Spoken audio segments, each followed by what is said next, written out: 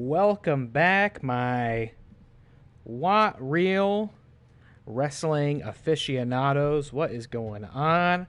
Let's get a quick audio check. Let's check it out. Can't hear it.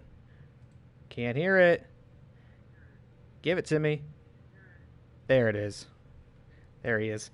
What is going on, my friends? Welcome back to the stream, to another installation of Real Championship Wrestling, the hottest pro wrestling league on twitch.tv. Come in, get comfortable. We've got a great show for you tonight.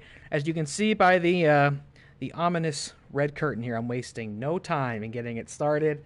Our preamble and all that we can do as the show starts, because I am not trying to stay up late tonight. Hit the pyro. I'm now actually hearing it without music myself.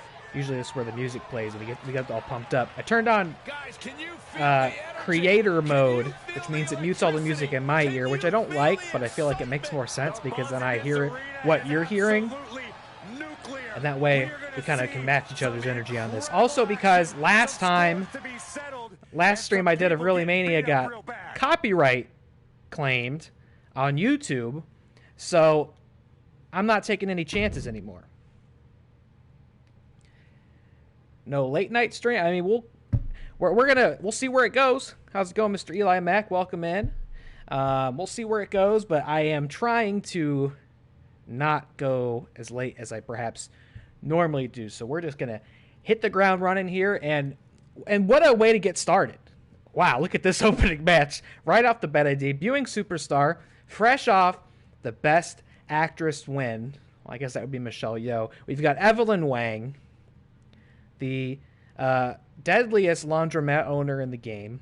Evelyn Wang from Everything Everywhere All at Once, making her singles debut against Florence Pugh. We haven't seen Florence Pugh in a very long time. She was kind of a staple of the first 2-3 Real Championship Wrestling streams. We haven't seen her in a long time. And so this is a great opportunity for her to get some momentum back in her favor. But likewise, we've got a huge signee here in Evelyn Wang, a huge get for us, who looks to make that big splash impression in her debut singles match here. Mr. Eli Mack says, hold on a second, who am I facing? We'll see. Let's hope you're booked, brother. No guarantees. I let the AI cook a little bit tonight, okay? I let the AI cook a bit tonight because it'd been a while since I'd done that. ReelyMania was well curated by yours truly. I knew the matches I wanted to see at ReelyMania. Look at this. You know what?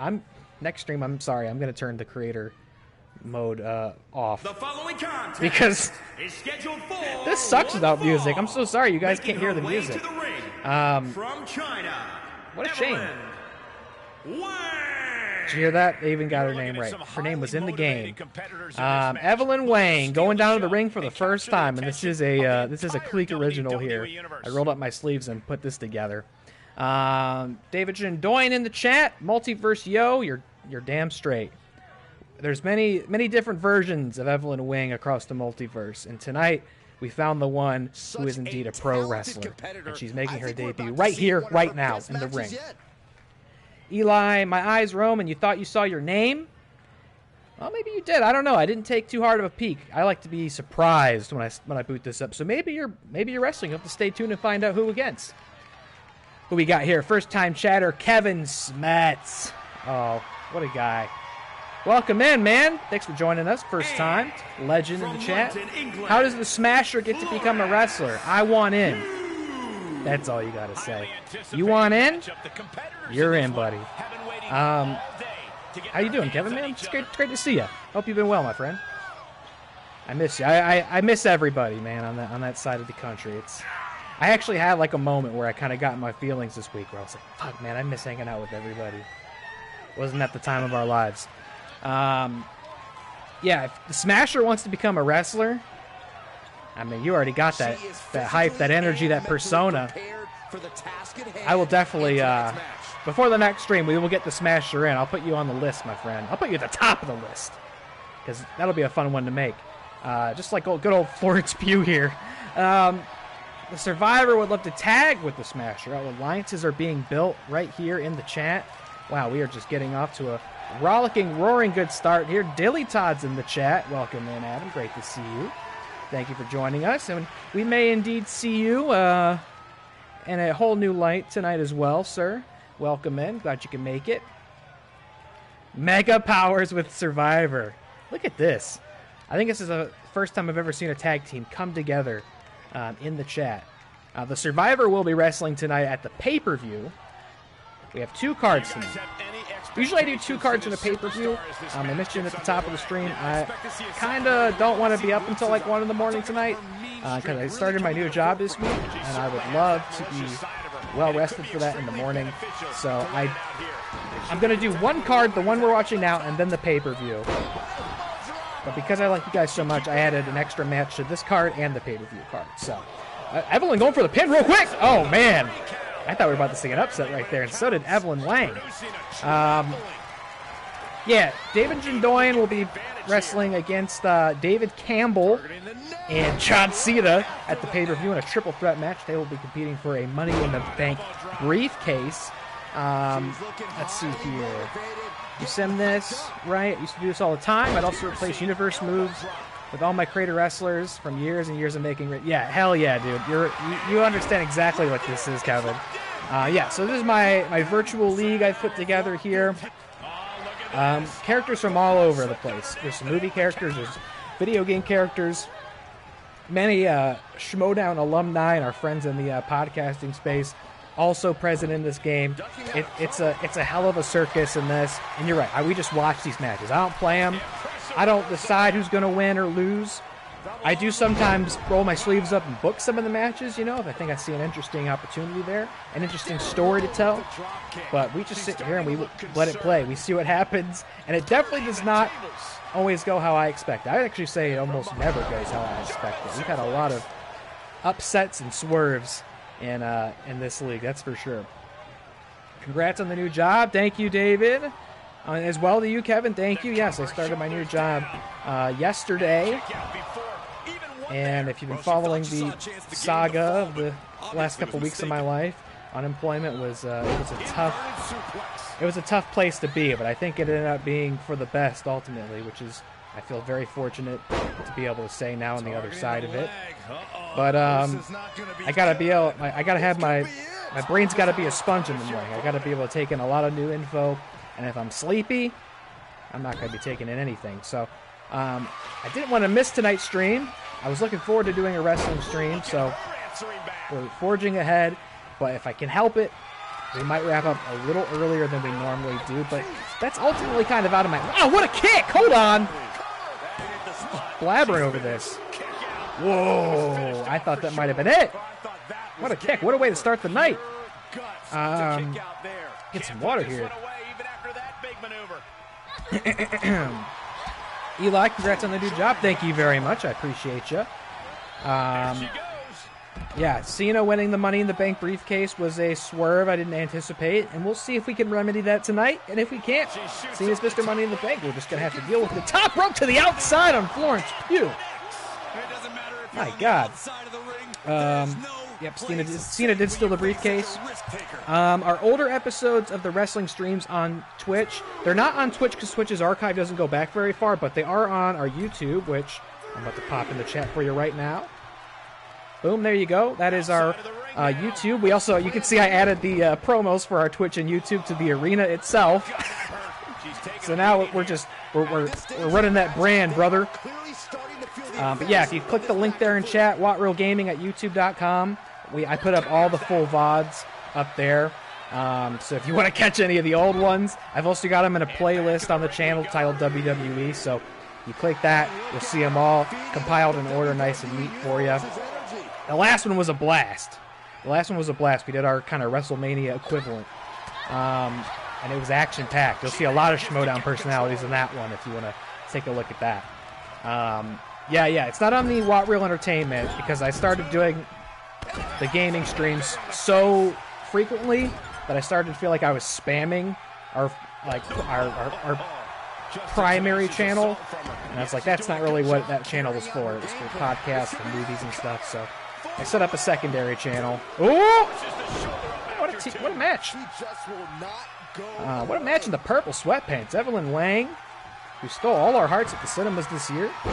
Oh, Florence Pugh looked like reversed the finisher there and looks to hit one of her own. I don't remember what Florence's finisher is. It's been so long. If I ever remembered it in the first place. Can't wait to see another Smasher promo. Oh, wait, got the submission finish. Hold the phone. Is Evelyn going to tap? I don't know what choice she has except to tap out here. Oh, I don't know. She's getting more and more yellow down there in the corner. No, she breaks the hold. She knows it's not going to be it. Goes for the pin, though, and Florence has 2 finishers stored. Wow!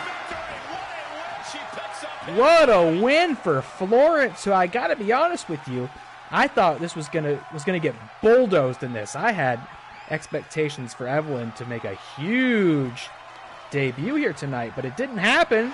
Florence Pugh saying, I'm still here. Get used to it. What's going on here? Hold on. A show of respect? Is it legit, though? A genuine handshake? Looks like it is. Evelyn Wang, nothing but respect to the legend, Miss Flo, in the Saraya attire. Kevin Smet says, oh, hell yeah, I will cut promos for this. Fantastic. If you do watch the ReelyMania recording on that channel, which, mind you, is like 4 hours long. I'm not saying you would need to watch all of it. It's pretty daunting. But if you watch like the first like 10 or so minutes, it's a compilation of promos that people cut leading up to the match. Kevin, you'll see, or the show, you'll see a lot of familiar faces there. What a great win for Florence Pugh. You'll love to see that. What a great comeback for her after taking the last couple of streams off. Let's see what's next. It was a quick one, but a competitive one. We love to see that. Oh, here we go. Speaking of familiar faces, Mr. Eli Mack was wondering. He was saying, did I get booked? And I wasn't sure, but it looks like Mr. Eli Mack did against 2 familiar Schmodown alumni. The duo known as Flick and Reel. We got, looks like Jesse Swift going one-on-one with Mr. Eli Mack. He's got Big Sean Wingblade in his corner, though, as a manager. Not a handicap match, just a manager. All 3 of these men did compete at ReelyMania. None of them saw the result that they wanted, sadly, ultimately. Mr. Eli Mack was in the Money in the Bank Battle Royal. Didn't go his way. Thanks, John Cena. And then we had Flick and Reel competing against Benny and Moose. Benny and Moose, who I understand are going to be competing, I think, tonight on Nerd Chronic's channel, and a bit of a trivia bout themselves. So that might be happening right now. So I'm not going to tell you to go watch it right now, but I will tell you to go watch it eventually. Stay right here. Stay right here with me. Okay? We got a good thing going here. But this is a big deal because none of these men have gotten the success they've wanted in the league quite yet. This is their chance to get started on the right path. One of them's going to pull it off. One of these men is going to get their first win here in WAT Championship Wrestling. Now here comes Mr. Eli Mack. I don't hear that Sami Zayn music anymore, and you guys never heard it, but I don't hear it now, and I miss it. I'm going to need that back. From Memphis, Tennessee, the Swiftblade, that's right. Eli's looking for redemption tonight. We'll see. You know, I want nothing but the best of success from Mr. Eli Mack. He's been a great supporter of the stream. You know, let's give him a little bit of a shout out while we're at it too. I mean, he's in chat, so you see him there. But let's shout him out because he's been streaming some WWE 2K23. This is 2K22 still. We'll give Mr. Eli Mack a shout out here. Streaming all sorts of great wrestling content over there. Great supporter of the stream, friend of the channel. If you're not following him already, I suggest you do. And let's see how he does tonight in singles competition. Haven't seen him in one-on-one competition since the Twitch title tournament. And we've never seen Mr. Jesse Swift here in singles competition before. So this is a great opportunity for him, representing Flick and Reel, of course. And his opponent, I see. Because they're both out, it's still going to give them their team's entrance, which is fine because I love their entrance. Some entrances come together just right. I feel like this was one of them. Kevin Smecks, hope Goldberg's intro is in the game. Unless it is taken, it is in the game, and it's not taken. And don't worry, no one's getting double. I'll double dip if I need to in this game. No one's got exclusive rights to any entrance in this. But Goldberg is in this game, and I don't think I've given his entrance to anybody. So if the Smasher wants to come out Goldberg style, we will give him the honor here. Go ahead.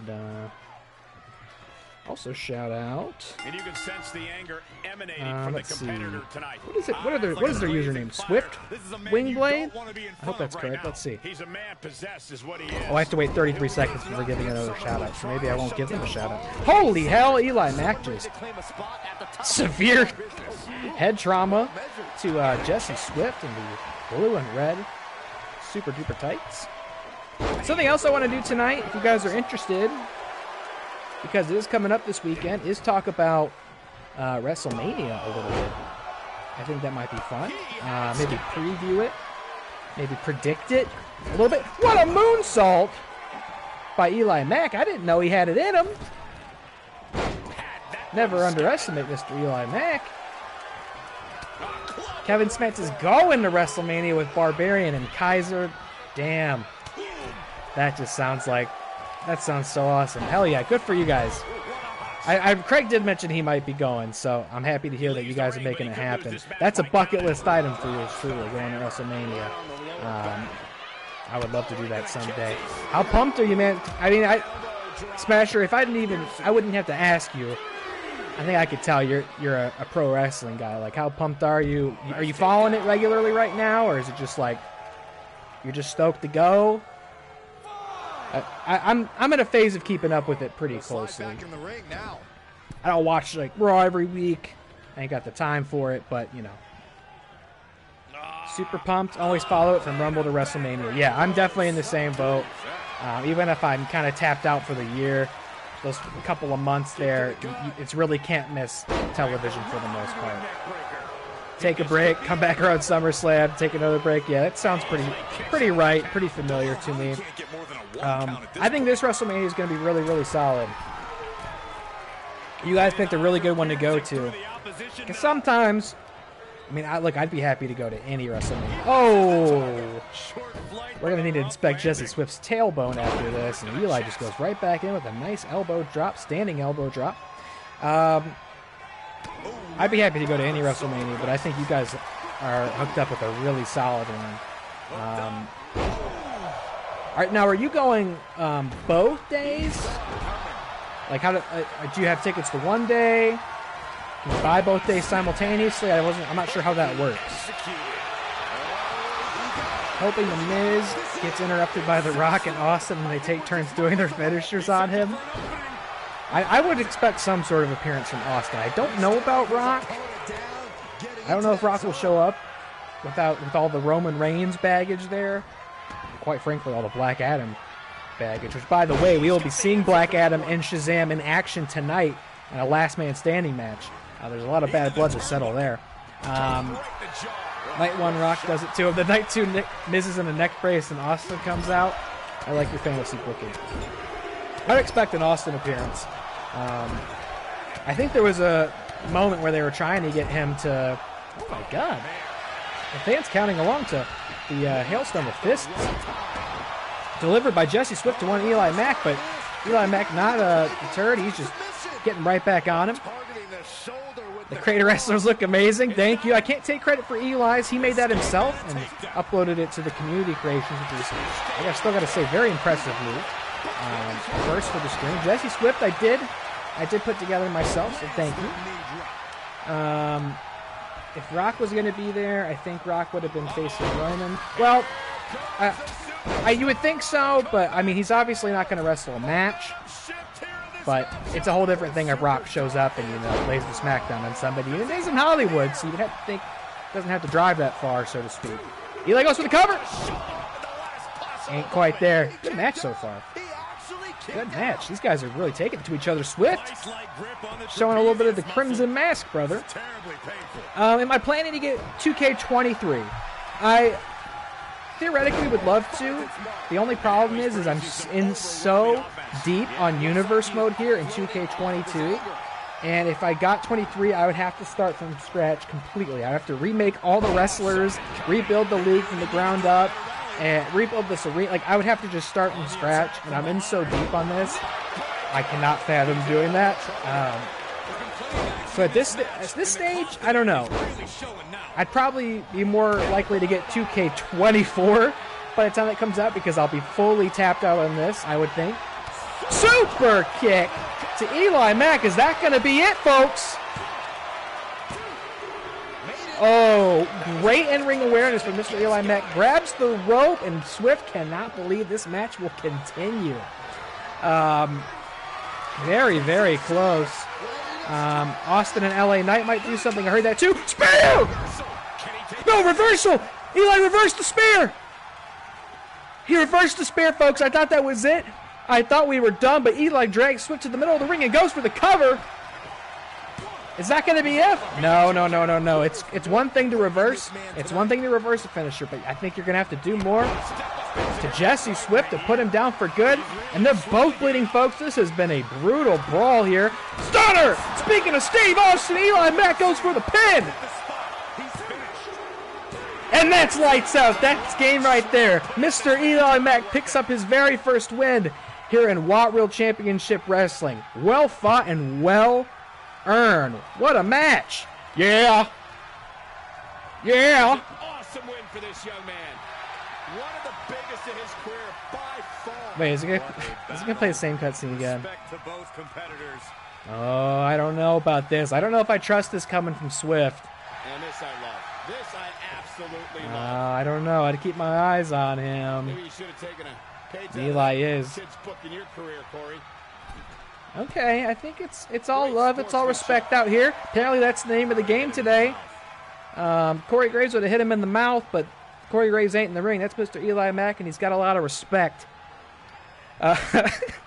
Saved by the in-ring awareness. Eli blades. Yeah, the commission's cool with blood. We turned that on in the pause menu. We love it.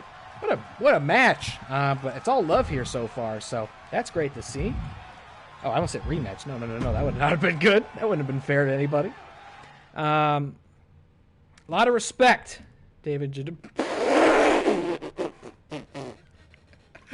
Oh. Oh, no. Oh, no, guys. This is brutal. Jimmy Hopkins is back. We haven't seen Jimmy Hopkins since the first stream of this game, in which he was decimated by Head Ripper Joe. He is back. I didn't know if he was alive. That is right, Kevin. This is Jimmy Hopkins from Bully, streamed on this very channel by the legendary Connor Breedlove. That is Jimmy Hopkins, who is facing Jack Frost, who, mind you, last time we went live, defeated Head Ripper Joe. This kid, Jimmy, can't get a break. He's got to go up against the Beast of Beasts. As far as I'm aware. Oh, no. Say it ain't so. I don't know about this, Jimbo. I don't know. You came back and we loved to see you, but, I mean, can you just imagine when he got the phone call telling him who he was going to face? We've had so many new superstars debut here in the league since Jimmy went away. Since Jimmy had to go off to the Jimmy farm. And we thought we'd never see him again. Oh, look at this. He comes out all full of gusto. Full of piss and vinegar. He's jogging to the ring. How old is this kid? Like 16? Weighing in at 200. He's got his sweater vest on. Jimmy Hopkins. And you would think he'd never done this before with the stars in his eyes like that. So full of hope, so full of promise. But we've seen some terrible things happen in little Jimmy Hopkins here. And I just have a really bad feeling about what we're going to see take place. If I were him, I'd go back to school, kid. I don't know about this. Because here comes Jack Frost. Which, mind you, Jack Frost, I believe, is he 3-0 or 2? I think he's 2-0. Undefeated Jack Frost. And I know it always bears repeating. This ain't, oh my God, this ain't Michael Keaton Jack Frost. Okay? This ain't family-friendly Jack Frost. This is the kind of Jack Frost that catches you by surprise in the shower. You know what I'm saying? This guy is no good. This guy is bad news. And last time we saw him, he pinned Head Ripper Joe. Defeated him. Technically defeated the Rabbit too. The two biggest, most dominant monsters in the game were defeated by this thing. This the crowd is quite literally frozen. No pun intended. Frozen in fear and suspension. They do not want to see this. They know what's about to happen.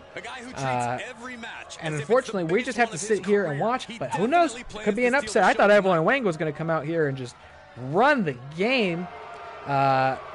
She was defeated by Florence Pugh. Crazier things have happened. I won't pretend to ever know for a fact what's going to happen in this game. But if I had to put money down, if we ever go in DraftKings on this, I think I know where I'd be pushing my chips. Yeah, he is bad news, Bears. Oh, he just pushes the kid down to the ground, wasting no time. I'm so sorry for what we're about to watch. I don't know if this kind of punishment is even allowed on Twitch.tv. But we're just going to have to sit here and pray and hope for the best. Yeah, I wanted to kind of preview WrestleMania while we were here. Because I think I might go live again before WrestleMania, but I don't think there's not going to be a more appropriate time to discuss it than this. Let's see what matches we got. Let's see. First up, we got Rey Mysterio versus Dominic Mysterio. I got to say, I would never have guessed a couple months ago how excited or interested I'd be to see a Dominic Mysterio match. The build for that has been fantastic. Great maneuver there by Jimmy Hopkins. Oh, don't get too cocky, kid. Oh, boy. Oh, boy. Be careful there. You got to when you're facing somebody like Jack Frost, you got to stay on him. Yeah, we got Dom versus Rey Mysterio. How do we feel about that match? I think the build's been fantastic towards it. I almost can't even really think of anything else while I'm watching this, though. I think Dom's really coming to his own as his own superstar and his own persona these past couple of months. The kid's been money, and that's great to see. I think it's really hard for those like second-generation superstars, right? To not just be some sort of, iteration of their predecessors. And that's certainly what he was at first, but now feuding with his own father and becoming this like sort of faux prison Dom. It's been great to see. It's been great television, and I think people are stoked for this one. I think it's going to blow the roof off the place. If there is a roof on the place, there's probably not. But the metaphorical roof. Cena versus Theory. Yeah. I'm just going down a list. I got a list pulled up from Bleacher Report that I'm just going down. DraftKings Jack Frost, negative 1,200. Think it could be a dark horse match. Honestly hope Dom wins to hint that Rey retire. I mean, I had the same thought, Eli. You got to think there's a world in which this is Rey's last match. I'm going to assume it's not, because I would think if it was, they would have mentioned that somewhere in the build towards this, right? It would be part of the story itself that Rey was going to retire. But he is going into the Hall of Fame this year. Wow, look at Jimmy. Okay, Jimbo Himbo. Feeling a little bit bad in the midsection there, but look at the joint manipulation of Jack Frost. Didn't even know he had joints. I'm not so sure that he does, but it seemed to be quite an effective maneuver from big Jimmy Hopkins here. But yeah, Rey's going in the Hall of Fame this year. I don't know. I want to say that's like the first time that's ever happened. Somebody goes in the Hall of Fame, but is also... Oh, fuck. Is that it? I think he has it. Hold on. No, big kick out by Jimmy. The kid's got heart. You can't say, he may not have much left in him, but he's got heart. Oh!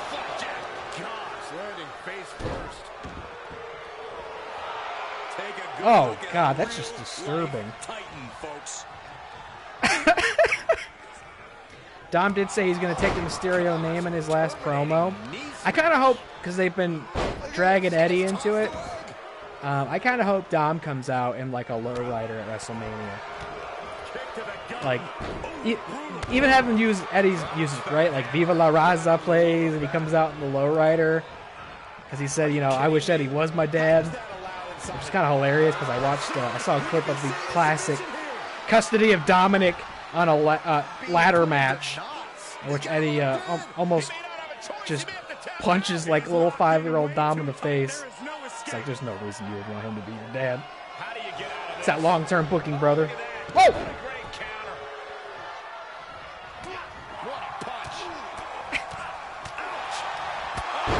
Whoa! Was that a spear? Wait a minute, Jimmy! Oh! Wow! Big kick out by Jack Frost. That was incredible. Look, the one thing we can all agree on is this kid's got heart. What a springboard kick there to Jack Frost. And you got to keep him down. Another springboard move. Jimmy is keeping it on the big, deadly snowman. And that's what you got to do. You got to reach down inside your khakis there, your slacks, and you just got to find the will to win, Jimmy. You're going back to the joint manipulation. Important to note that Jack Frost does have a finisher sword. If he gets momentum with his match back, I think it's over. Jimmy's going for the pin. Let's see if he can wrap it up right here. No. Yeah, that'd be epic coming out in the lowrider. I agree. Who do you think has to win that, right? Ray and Dom. Oh, no. Is this it? Big bear hug. Oh, is Jimmy going to tap? Is Jimmy going to tap? Oh, the abominable snowman. Oh, my God, the pain on his face. Oh, he didn't tap. He didn't tap. Jack Frost let him go, but I think Jack's going to go for the pin, and I think he's going to get it right here. This could be it. This could be it, unless Jimmy can get that rope. No, that's it. Wow. An exhausting victory, and I don't think any of us can be surprised by the result, but what I am surprised about is the journey it took to get there. Last time we saw Jimmy, it was an absolute squash. Look at all these cutscenes. Look at all these cutscenes all of a sudden. This game, like, remembered how to do them. Oh, I don't think this one's a handshake, folks. Oh, it's not a handshake at all. Oh, God. Have some mercy. Have some respect. You won fair and square, Jack Frost. Get that son of a bitch out of there. Unbelievable. Unbelievable. Get him out of there. And bring on the stretcher for Jimmy because, look, the kid fought hard. Last time we saw, I don't think he got a lick of offense in. Tonight, he made a believer out of me. I know I was saying he may want to reconsider his lot in life, his career choice, his journey, but personally, I'd say, Jimmy Hopkins, come back anytime you want. Keep working on your craft because after that show, I know we could see a winner out of him one day. Just book him against like a conventional mortal being next time, okay? I think the kid suffered enough. Feels like it needs to be Dom. Rhea could win the SmackDown Women's title, and you think Finn will win the Hell in a Cell. I think I agree with you on all three fronts there. Let's see what's up next here. Oh, man. Here we go. Here we go. Now, if you've been watching my Callisto Protocol streams the past month, I finished that game recently. And you can, of course, go find all the VODs of that on our YouTube if you haven't seen those and you're interested in seeing those. But if you have, you know who my man Jacob Lee is on the left here. Mr. Josh Duhamel, the player character from that very yucky, very scary, very aggravating at times game. That's a Clique original right there. That's when I had to roll up my sleeves and make it. If we're talking about Clique originals, yes, you love them, you know them, you've seen them in the chat. Now see them on your screens, ladies and gentlemen. It is Dilly Todd, who I'm going to shout out. Dilly Todd. He's in the chat, but let me tell you, my man Dilly has been streaming. He just started streaming his art on his channel. He's a fantastic artist, very, very talented, and he started streaming that. He's been a great friend to me for years and a great supporter of this channel these last couple months. I'm so happy to know him, and I think you should follow him because it's going to be a very promising stream over there on his channel. Dilly Todd's, go give him a follow. Smasher is out. Thank you for tuning in, my friend. Appreciate you. So glad to have you on board. And next time we go live with this, I think we'll be seeing you up there where Josh Duhamel is currently. Thanks for tuning in, my man. Good night. From the future. Yeah, everybody from the future. 248 pounds. Be sure to give my man Dilly Todd a follow on here. And he's about to make his entrance to the ring for the first time. Yeah, we'll do Kevin Smets and David Jindoyan as a tag team. That might be Mr. Money in the Bank you're teaming up with, Kevin. We'll see. We'll see what happens later this evening. So this is 2 new debuts tonight. Jacob Lee of the Callisto Protocol fame. You know, I love, whenever I finish a game on this stream, I love to add the characters to our roster here. And so, so for better or for worse, I had to add Jacob Lee to the game. And here he is, making a singles debut. And he's making his debut against one of my very good friends. And you know, perhaps the single greatest supporter of this stream, Mr. Dilly Tods. Hardly ever misses the show here. And he's just been such a great friend. So like I said, be sure to follow him on Twitch. Now here he comes. Enough talking. Let's start to bear witness to it. Dilly Tods making his way to the ring for the first time, holding some sort of Eldritch Blade of Destiny here. Wow, what a display. He's a very talented artist. Now let's see what sort of art he conjures up in the ring as the flames emerge from the stage. Here he comes. What a warrior. What a soldier. What a king. We've got a lot of kings in this game, but I think we just added one. He's from Cleveland, Ohio. Cleveland. There he is, folks, making his in-ring debut. 2 debuting superstars here. Only one gets the distinction of going 1-0. Who's it going to be? Jacob Lee or Dilly Tods? I don't know, but I think it's going to be a slugfest. He says it's all about dominance and plans on showing why. Yeah, I think Ray's got, or I think Dom's got to win. I know the satisfaction will be in seeing Ray like put a beating on that kid finally. People have been waiting so long to see it, and they got a huge pop for it when it happened. And that clip, like, is one of the most successful clips they've ever posted, I think. Yeah, these two. This is going to be, I think this is going to be a real brutal slugfest. Wow, what a kick at it. Look at these guys. But if I'm Ray, and I'm not Rey Mysterio, just in case you weren't sure, I know he wears a mask, I'm not him. I would think there's got to be some sort of honor or desire to give your son his first victory at WrestleMania. I mean, I think that's got to be such a cool moment. I think ultimately that match is going to go to a place where, like, Ray, you know, it comes down to it. Wow, Jacob. Very strong. Jacob is very strong. We do know this from Callisto Protocol, especially in those legs. Watch out for those stomps. He definitely, the leg power slider for Jacob definitely got put all the way up. It was only right. But I'd say these are 2 evenly matched competitors as far as their stats go. I think Ray will, like, hesitate towards the end, and Dom will get the win over him. It'll probably be some sort of chicken shit win.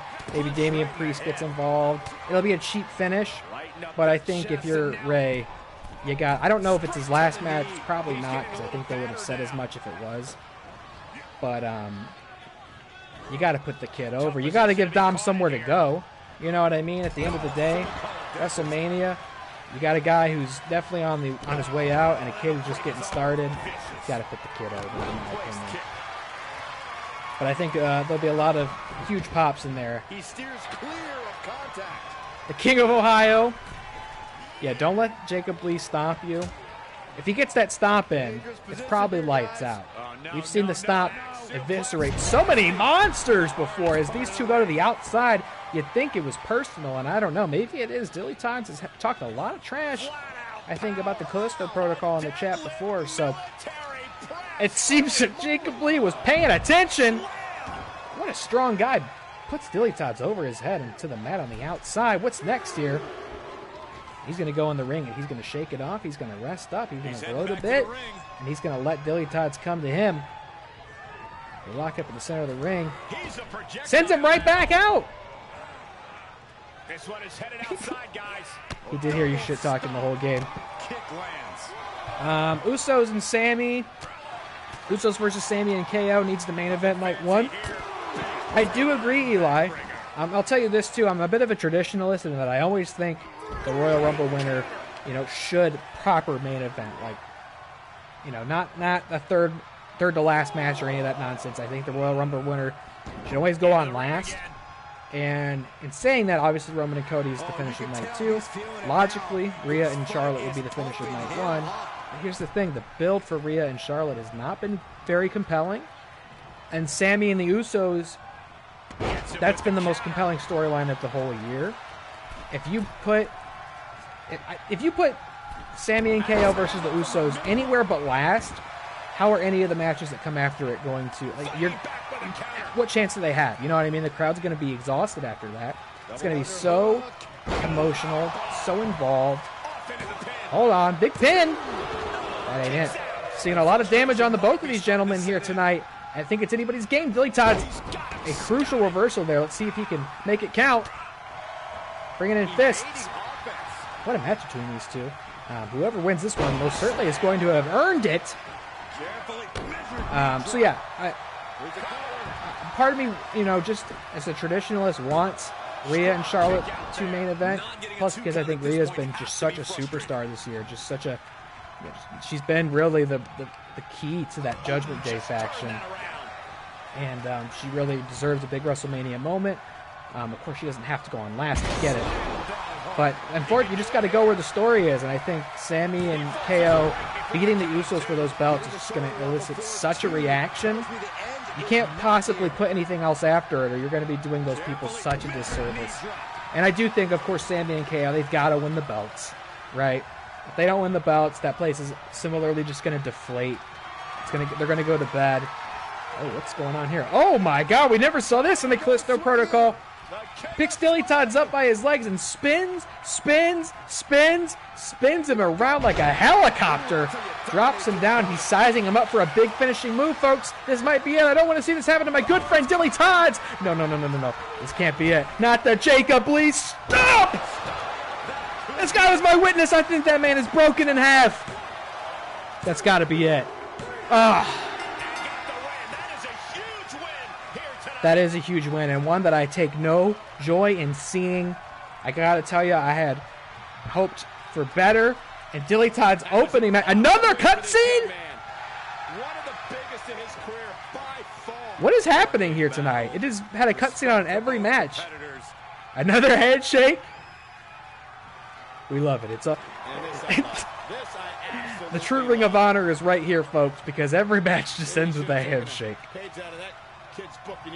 A handshake and a smile. Maybe we just saw some sort of flawed alliance birthed here in the ring tonight.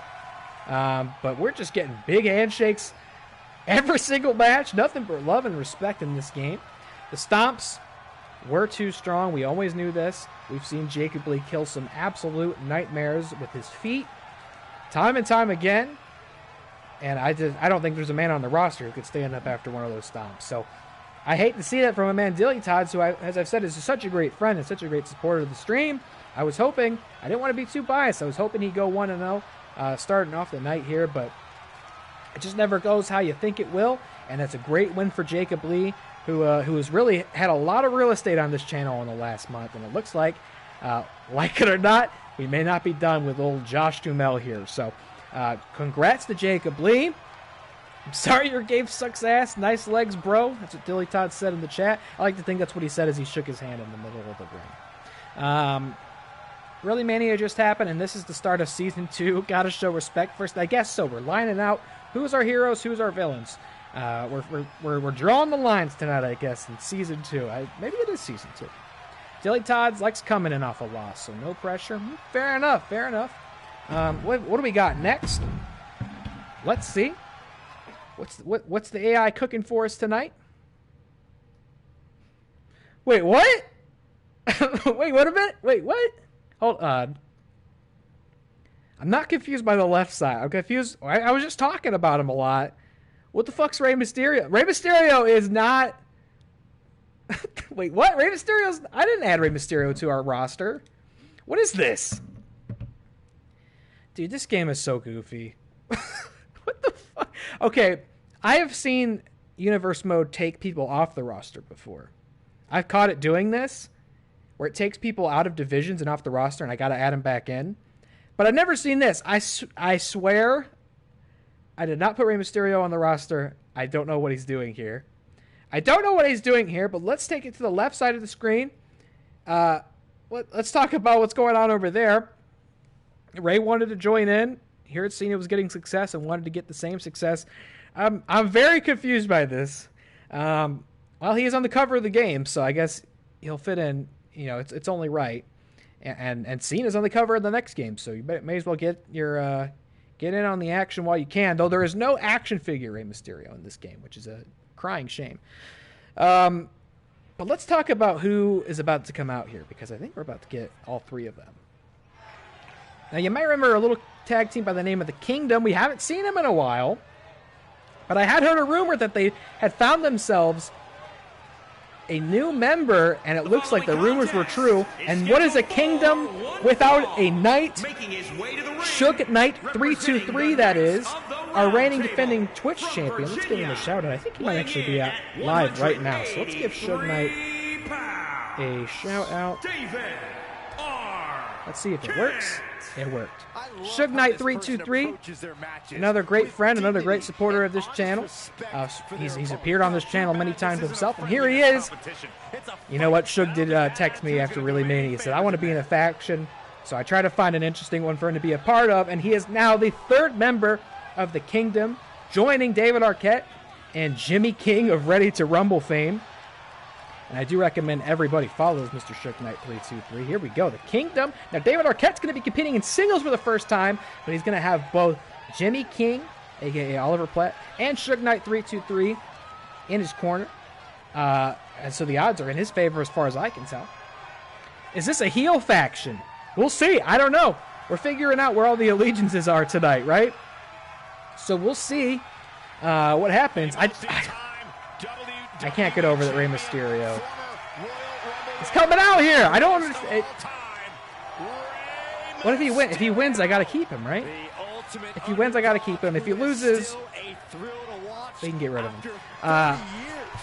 I'm so flustered that he's here. I don't understand. Unless I accidentally added him, but I'm sure I would have noticed that. What else we got going on at WrestleMania? The men's WrestleMania showcase match. This is a match, I don't really have a lot of feelings about. Just looking at it, I would say I bet the Street Profits take it. They've really been shining, especially Montez Ford. I think that's theirs to win. Maybe some cool spots there. I do like Braun and Ricochet. Alpha Academy's been good lately. Viking Raiders not so much, but I would say it's Street Profits match to win. They do this, they kind of throw in those gimme matches at WrestleMania. My understanding has always been WrestleMania comes with a big, hefty payday. And actually kind of cool of them, they try to get as many wrestlers booked on that card as they can, so everybody can get paid out at WrestleMania. So they book these kind of... What the fuck was that, Ray? They kind of book these just hodgepodge matches at the last minute to try to get everybody on the card, get everybody paid. I'm not going to complain. Ray goes in for the early cover on David Arquette, a former world champion. These two former world champions right here. Not in What Championship Wrestling, of course. I mean, Rey Mysterio's making his in-ring debut here tonight. He might be retiring from WWE soon, but he's just making his debut here at What Championship Wrestling. Yeah, don't have a lot of feelings about that match. Maybe there'll be some cool spots in there. It's a lot of guys. I wouldn't book a match with that many guys in this game. It'd go 2 hours long. Similarly, the women's WrestleMania showcase match. Let's see, we got Liv Morgan and Raquel Rodriguez, Natalya and Shotzi, Ronda and Shayna, and oh, it didn't say who the last two are, but they did recently decide who that was. Who are the last two? I bet Eli knows. 6-1. Oh, David caught him. He looked away for a second, and Rey Mysterio's trying to sneak in a finishing maneuver, but David Arquette said, look, I got to find work out here. I'm not in Scream 6, and I don't think I'm going to be in Scream 7. I got to get a win here tonight in my very first singles match. Goes for the pin. I thought that was going to be it. Chelsea Green and Sonya Deville. Thank you. Thank you. I appreciate that. And I think this could be the setup. Wait, this could be Braun and Ricochet wins to set up the Street Profits and Alpha Academy splitting up. Maybe. I've admittedly not been paying much attention to the build for that match, so I don't know if there's... Wow, what a frog splash! Hooks the leg, folks. I think that could be it. Oh. But great in-ring awareness by the veteran there, David Arquette, who's... I don't know what's going on in his tights there. I hope we... got a delay here so we can censor that. And Rey Mysterio goes for another pin. Now he's going to have to hit a big maneuver. I can't believe Rey Mysterio's not supposed to be here today. Kevin Smith style. He's not even supposed to be here today. And oh, that was a big dodge by David Arquette. Otis is a great addition. Oh, that's right. They are teasing that Otis would leave Alpha Academy. That's right. That is correct. So you're probably right, at least in the regards of that. I think it would be a shame to break up Street Profits. But I don't know. Maybe they've been teasing that. I'm not sure. Like I said, I don't watch, we're on SmackDown every week. Sometimes I just catch the highlights. Sometimes I miss some of the context for these kind of mid-card matches. Uh-oh. There's nothing mid-card about this. Here he comes. 619 from Rey Mysterio to David Arquette. He goes for the cover. Middle of the ring. And there I guess Rey Mysterio's here to stay, folks. He's not supposed to be here. I do not recall signing this man's contract. Maybe he's 1099. I don't know. Oh, we get a little replay. I forgot I turned this function on. Maybe this means we're not getting a cutscene at the end. Though if I were booking the cutscenes, it'd be a cutscene of me walking to the ring and saying, "What the hell? Who let you in? Did you buy a ticket, Ray?" But I guess he's here to stay. Not a great first showing for the Kingdom, having just recently added Suge Knight 323 to their ranking. But hey, what are you going to do facing a former world champion, a future Hall of Famer like Rey Mysterio here, who I don't know what he's doing here tonight. But if based on the result here, I don't think we've seen the last of him. Welcome to WATCW Championship Wrestling, Rey Mysterio. It's great to have you on board. First Kevin Smith, now Rey Mysterio. Who knows who else will show up? You see them winning. Chelsea and Sonya win to have the heels win. Maybe set up a few with Raquel and Liv. See, I guess would have been that Shayna and Ronda would win, right? Because I think they're going to want to try to placate Ronda Rousey with the win at WrestleMania. Also because they kind of want them to become... Doesn't Ronda really want to become tag champ with Shayna? Did I have that right? I don't know. I just know what I read on Twitter. This kid Mysterio has a future with what? Yeah, keep your eyes on that guy. Okay, let's take a look at this. Now this is a fantastic matchup, and I can't give the AI the credit for this. I did get I did roll up my sleeves and get involved in this one because if you recall, if you saw Moose Haas's promo leading up to ReelyMania, and if you missed it, you can catch it at the WatReal Gaming YouTube channel, where it's tagged on to the ReelyMania VOD. He had a lot of choice words for Slick Nick Harley here, who beat his good sweet brother Lomas with a I think he did a dirty pin, feet on the ropes, get a little leverage during the Twitch tournament, and Moose Haas was not happy about it. He was very upset, and so we get a chance for vengeance here tonight from Big Moose Haas against Slick Nick Harley. Big Hollywood spoiler, Nick Harley coming down to the ring here. Just think Chelsea and Sonya winning would be great for their Karen-type characters. Makes sense. I see where you're going with that. The following contest is scheduled for one fall. Making his way to the ring. What else we got at WrestleMania? From Cleveland, Ohio. Cleveland. Weighing in at 220 Intercontinental Championship match. Drew McIntyre versus Sheamus versus Gunther. That's going to be the Big E Classic there. Big meaty men slapping meat. That is going to be a Haas fight. And I'm not talking Moose Haas. It's going to be a Haas fight. That's going to be a fantastic match, I think.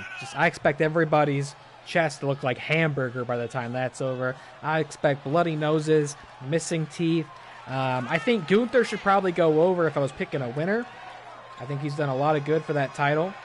And unless they think it's time to boost him up the card, maybe Cody walks away champion. Maybe that's somebody that they think about having challenge Cody for the belts. But But I think he's just been so good in that spot, and there's no reason to wrap it up quite yet. And I don't think Drew or Sheamus really need the Intercontinental belt. But that's going to be an awesome match, an awesome slugfest. Look at Nick Harley walking around all cocky. You know, last time we saw the spoiler here, Slick Nick was also in the Money in the Bank Battle Royal. Didn't go his way at ReelyMania. We saw him get a win over Brother Lomas in the Twitch tournament, but ultimately was defeated by PLD. But it hasn't slowed his stride, not an iota. He still walks in like he owns the place. And if he can get a win over Big Moose Hoss here, who knows? He very well might. Doesn't live that far away from me. He could just come here and take my PlayStation and run the show from here. Don't see the Bloodline losing all the titles. Hoping Roman walks away with the W. Really, David? I think you're out of your fucking mind. Here comes Moose Hoss, who again may at this very moment actually be competing against Good Brother Lomas on the Nerd Chronic YouTube channel, which I definitely am going to watch. I recommend you watch it, but you don't have to watch it right now, okay? We're watching this. Stay put. But afterwards, go watch it because I love those Video Chronic quizzes. I love Nerd Chronic. I love Video Drew. I love Moose Hoss, and I love Brother Lomas. Sounds like a good time. Sounds like a great party to me. Wow, Brother Lomas is so serious. And they are here to save America. They're here to save WATCW Championship Wrestling from the clutches of Slick Nick and stop him from coming here and stealing my PlayStation and taking the strings off. You want Roman to get the W. I think you're out of your mind, David. I know it seems like it might seem like a bit of an overstep to have the Bloodline lose all their belts in one night. I can see that perspective. But I think you got to do what you got to do. It would be lunacy, I think, in both of those matches, the tag match and the title match, to not have the Bloodline lose those belts. You already had Sammy lose, the main event at Elimination Chamber. You got to have him and Kevin go over. That's a no-brainer. And for Roman, when are you going to get a better opportunity than this? If he doesn't lose it now, who and where does he lose it to?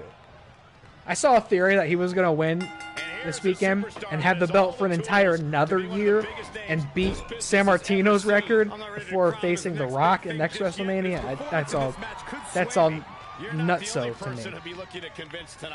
If he doesn't lose it to Cody this weekend, I'll be beside myself. Wow! What a neck breaker by Slick Nick. Mr. Eli Mack thinks Sheamus goes over, and when Cody decides to split the belts, Cody keeps the WWE title and says SmackDown needs to be represented by the champion. Tournament on SmackDown for the Universal title, and Gunther wins the Universal title to be the new Big Boss. Well, okay, you think Gunther goes over. I think you're right. It's inevitable that they will split the belts one way or another. I think it's been great for Roman's story, but outside of that, kind of a disservice to both shows. So I do think you're correct. They'll split those belts up one way or another. And you might be right. Maybe they move Gunther up the ladder. I mean, they kind of teased it at Rumble, right? Those guys, they were the final two, so it makes sense. Story felt a bit rushed because they didn't pull the trigger on Sammy. They had to do the build quick. And I think the stuff with Sammy, comes as in part because Cody got injured. Couldn't come back till the Rumble. But they've been building it since the Rumble. And even though they had to build it what might feel comparatively rather quick compared to Roman and Sammy, I think they've made the most out of it. The promos between both of them have been fantastic. Stuff Paul Heyman's been doing has been fantastic. I think they added a lot of ethos and great build to that match in a short amount of time. And I think that's going to be, obviously it'll be the main event of night 2. I think it's going to be, I hope it's going to be a remarkable match. I hope it's going to be a genuine classic, because if Roman does lose, he does need to lose it in a genuine classic. And I'm thinking, the context is going to be Usos lose the night prior. So the cracks already start showing beforehand. Something's going to happen, and Roman's not going to be able to rely on his bloodline, right? Or, maybe Kevin and Sammy show up and make sure that they don't get involved or something. The bloodline dynamic is going to fail, and I think that sets up, perhaps the next couple of months of storytelling, maybe culminating at SummerSlam, but we need to see the bloodline fall apart around Roman, and I think that happens without any title belts involved, which I think is actually great for the show because you don't need the belts in that story anymore. The belts are accessories in that story. The story's so good it'll stand on its own, so now you can have, you know, a completely separate tag team story. You can have a completely separate championship story, and you still have the bloodline story happening simultaneously. I think it's going to make the show even better. But I think they all got to lose. They got to lose all the belts that night. If they don't, then I don't know when they do and who against. Yeah, I agree, Eli. I think it's been a great build. And yeah, I do agree. I want to see Roman. I want to see it all culminate maybe at SummerSlam. Roman and Jay one more time. Jay gets the win. Jay doesn't need to be the one who gets the belt off of him. I know I've seen people say that. I don't think he needs to get the belts off of him, but I do think it needs to end with him losing to Jay. Slowly, everybody walks away. Solo, Jimmy, Paul Heyman, and maybe Roman's given one last chance to redeem himself and he fails. And you know, Jay takes him out, and then we probably don't see Roman for a while. Is what I would think. He's already a part-timer. We just don't see Roman for a long time. And when he comes back, it'll feel massive. Great competitive back and forth. We've seen a lot of great matches here tonight. Opening the show. This is the main event of this card, mind you. The pay-per-view will begin after this.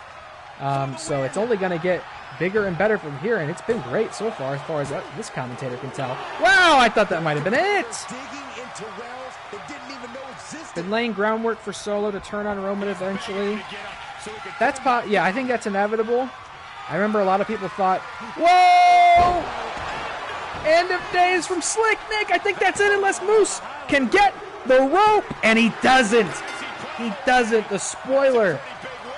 That dastardly Slick Nick Harley pulls one out and defeats Big Moose Hoss in our main event here. What's going to happen now? What's Brother Lomas doing? Incredible victory. A lot of bad blood between these men. Hard-fought matchup, and it looks like no. A little sign of Oh, and Brother Lomas ain't taking it. What a sore loser. Brother Lomas says no. I'm very interesting dynamic shift there. Slick Nick, you know, maybe it wasn't very sincere. Maybe it was, you know, well, good game. Shake the hand. Brother Lomas says, get that dastardly, those dastardly digits out of my face. I'm not buying it. Well, look, Slick Nick just picked up a great, huge win in singles here tonight. Fair and square, whether Benny and Moose like it or not. Well won. Now we need a Lomas Slick Nick match. Look, they competed in the Twitch tournament, but maybe you're right. Maybe we need to see a rematch between these two gentlemen. I do indeed feel a rivalry brewing. I don't know what happened. I don't know if there was a patch or something in this game, or I did something to this game, but I love the cutscenes it's adding in here. We never see these, and it put one after every damn match, except Rey Mysterio's match. But I mean, Rey Mysterio is some weird anomaly that he's even here. I hope it keeps this up. This is great. This is what I always wanted. Even it's been playing the same cutscene 3 times. A lot of handshakes, but here's the genius of the AI. It really did cook here because we've seen handshake after handshake. So then when we saw this one and the handshake wasn't reciprocated, that felt big. I felt that in my soul. That was a big deal. Okay. I think that was the main event for this card. Big win by Slick Nick. Well fought. Great match. He's going to be so happy to hear that he got a big victory here. Moose Hoss, probably not so much. And we may have to see... Oh, boy. Okay. It's time for the Acadareel Awards, our big pay-per-view. You're going to have to sit here for a moment, watch me put this together because I have my card for this. We're not going to let the AI... Let's see what they were going to do. Let's edit the matches here. This match will happen, but it's going on last, brother. Now, what I will also say right here, I've said it many times when I'm streaming this game, because it's held together. Oh, wow, I see all sorts of interesting things here. It's held together with paper clips and duct tape. If the stream ends suddenly, without warning, unceremoniously, just stay put. Give me a minute. I'll be back up. I've had the game crash on me before when doing this, when building the card. It took me like an hour to put, I'm not kidding, like literally an hour to put ReelyMania together because it just crashed so much. I'm hoping it won't here. If it crashes, you'll get like 5 seconds of me going, oh no, and then it'll end. But just stay put. I'll be back up in a minute. I really hope it doesn't happen. But let's go. Let's see. I actually wrote down the card here so we don't miss anything. We're supposed to start off with our one night special, which this is our chance to preview this card. It's a last man standing match, not between Captain Insano and Nick Wolbach, though I'd love to see it. Shazam and Black Adam. It is the feud that has dominated social media for the past week. It's a battle we'll never probably see in cinemas, but you'll get to see it. Fret not, you'll get to see it right here. Last man standing, Shazam and Black Adam to open up the show. We've never had a last man standing match before, but I think this is going to be a great way to see one. This is interesting. So one thing I hadn't decided on was the Twitch Championship. I don't know how I feel about this, PLD. What do we think about this? PLD going against... So one thing I did want to do is let the game kind of figure out who the number one contenders would be for the Twitch and World title, because we don't really have logical ones coming off of ReelyMania. Nacho Libre burnt up his rematch clause. Dom Toretto doesn't get a rematch. And I don't know. We already saw this match last time.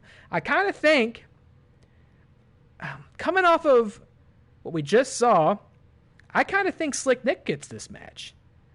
I think, PLD, I love PLD, but I don't really see a reason. I'm not sure how I feel about this. I kind of think, I'm thinking about slotting in Slick Nick right here.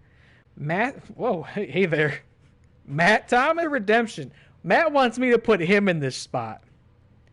I'm so world in which that makes any sense. We can't put you in that spot. Start off your redemption against PLD. Well, look, we only have so many matches here. I think if Matt wants to feud with PLD, I can definitely sow the seeds for that on next stream. If Matt wants to get Matt wants to get back on track against PLD, that's something we can make happen. But I don't think we're going to do it right here, right now. We need a Twitch Championship match to happen. So let's customize the participants. I think Slick Nick's got this spot. Myself. Slick Nick, after that big win over Moose Hoss, I think has earned this. Slick Nick. Coming in. For the Twitch Championship. We got to get Nick in here. We got to get him in here to see his big moment. I think Shug is already live on his channel, so we won't bother Shug. But there we go. Twitch Championship, Slick Nick and Shug. Let's see. I got to open up my notepads here. Make sure I don't miss one of the matches. Hold on. Okay. Oh, next up we have the Money in the Bank.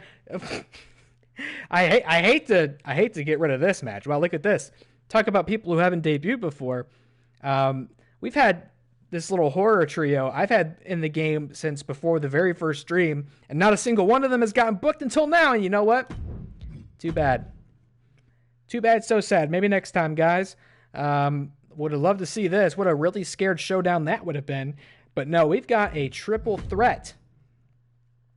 We've got a triple threat to book here.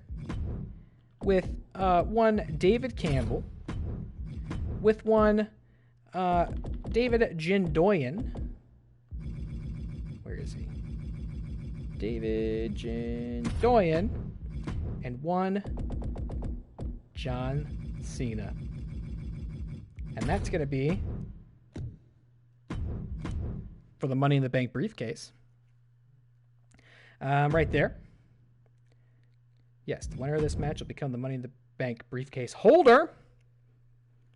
One of these three, they requested it. You know, a great way to just get the match you want is you just got to request it from me. David Campbell and David Jindoyan both requested it. I hope we got David Jindoyan in the chat still. They both said they wanted to see this match on Twitter. I said, who am I to argue against you? So I got to book this now. I got to book Matt Thomas and PLD starting on the next stream. Adam wants to see the really scared brawl. Oh, wait, what happened there? Hold on. Oh, you trust in my intuition, but you want to see the really scared brawl, even though you said you do trust in my intuition. Well, maybe that's something we can set up. Really Ween Havoc, maybe really Ween Havoc.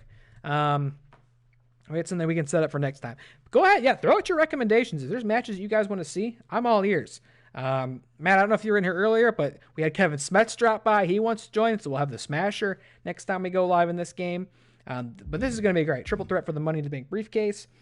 Then we had the Deletion Battle Royal. Now, you just heard me say, I got to actually open up the picture of these guys to make sure I remember who's all in this match.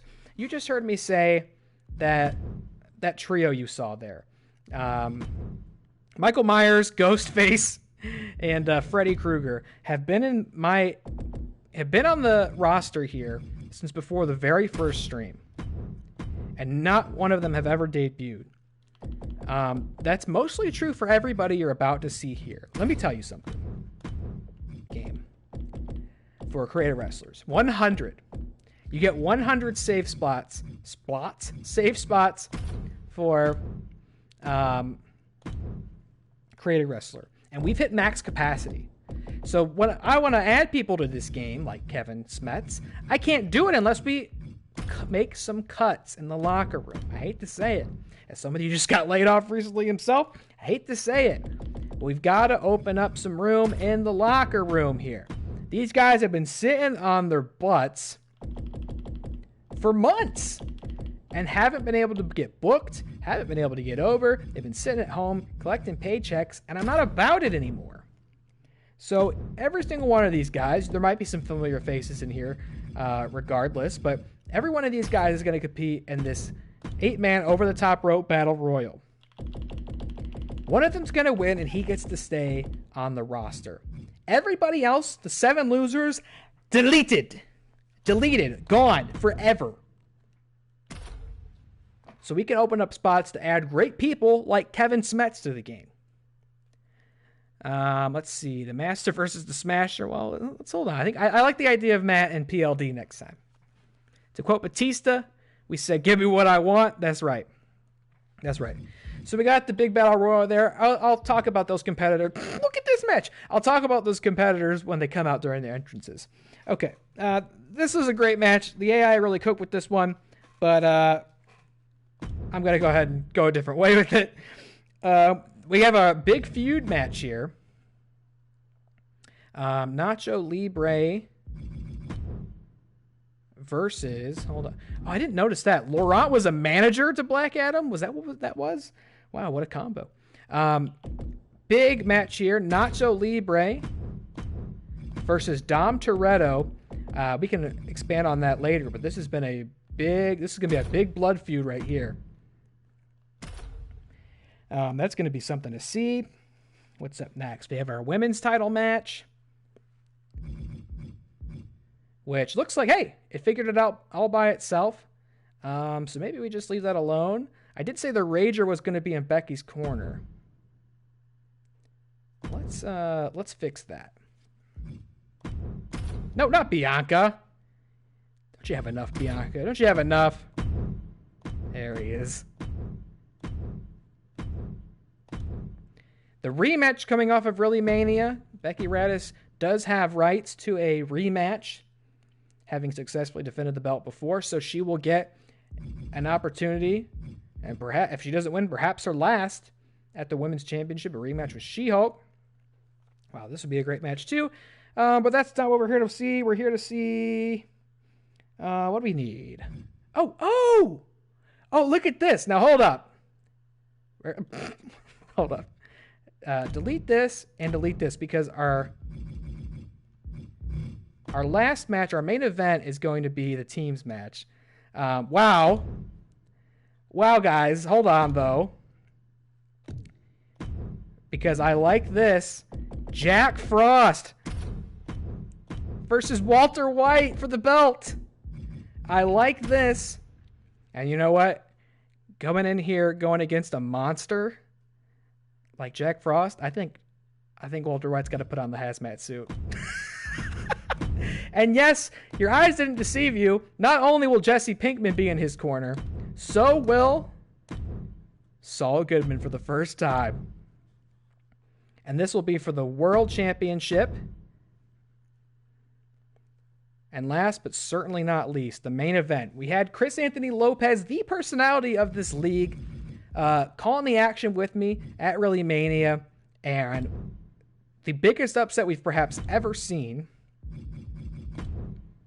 The kids at Hart, the undefeated teams champions, lost their belts to Revoltinsanity, and Chris personally on stream challenged them to a rematch in tornado tag, no disqualification. And we're going to give it to him, folks. Captain Insano. We're going to give it to him, and that's going to be our main event. I don't know if Sammy and Kevin Owens and the Usos will get the main event WrestleMania, but we're going to let these gentlemen main event tonight at the Acadareel Awards because they've earned it. The kids at Hart earned it. Okay. We need Nikki Ramos to be in She-Hulk's corner. I'm going to assume that's a reference to She-Hulk on Disney+, which I still haven't watched. I'm so sorry. Okay, here we go.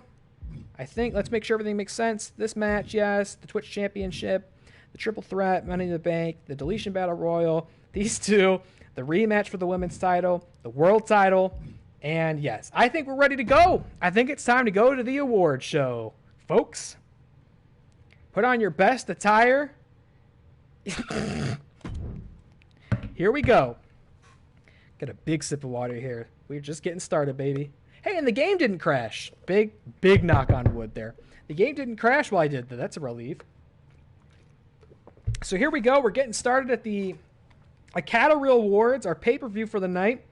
It only gets bigger and better, and I am so excited for this one, folks, as we're winding up the film here. Go ahead and tweet this out. Hold it. Here we go. Tweet out the first match of the night, which is the last man standing match.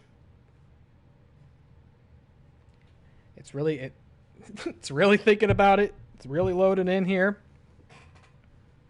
Just work with it. Let's talk about this first match. Actually, no. Let's talk about WrestleMania. Actually, no. Look, it's the Oscars. Now, I cannot take credit for this. I did not make this arena. I saw it in Community Creations, and I thought that looks fantastic. And being Watt Row Entertainment being your premier location for movie news, reviews, reactions, and podcasts, we had to go to the Oscars, baby.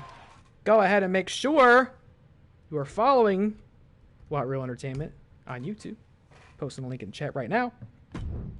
Copyright strike? No, I actually turned on content creator mode, so it should not include any copyrighted material in the stream this time. And let's just hope the Academy is similarly merciful for us here. And this is great because I don't think you'll ever see Shazam or Black Adam at the Oscars in any other context. So I'm so glad we can make dreams come true for these two. As a matter of fact, I don't know that you'll see these guys ever again in any context except right here on Watch Championship Wrestling. How'd you afford the Dolby Theater? You know, you got to pull some strings, but you can make anything happen here at Watch Championship Wrestling. Let's talk about Shazam versus Black Adam. I said it before. This is the feud that has been all over social media this past week. It's been a lot of drama. A lot of tea getting spilled. And I gotta say, what's just one of the most embarrassing things I've ever seen two grown men engage in.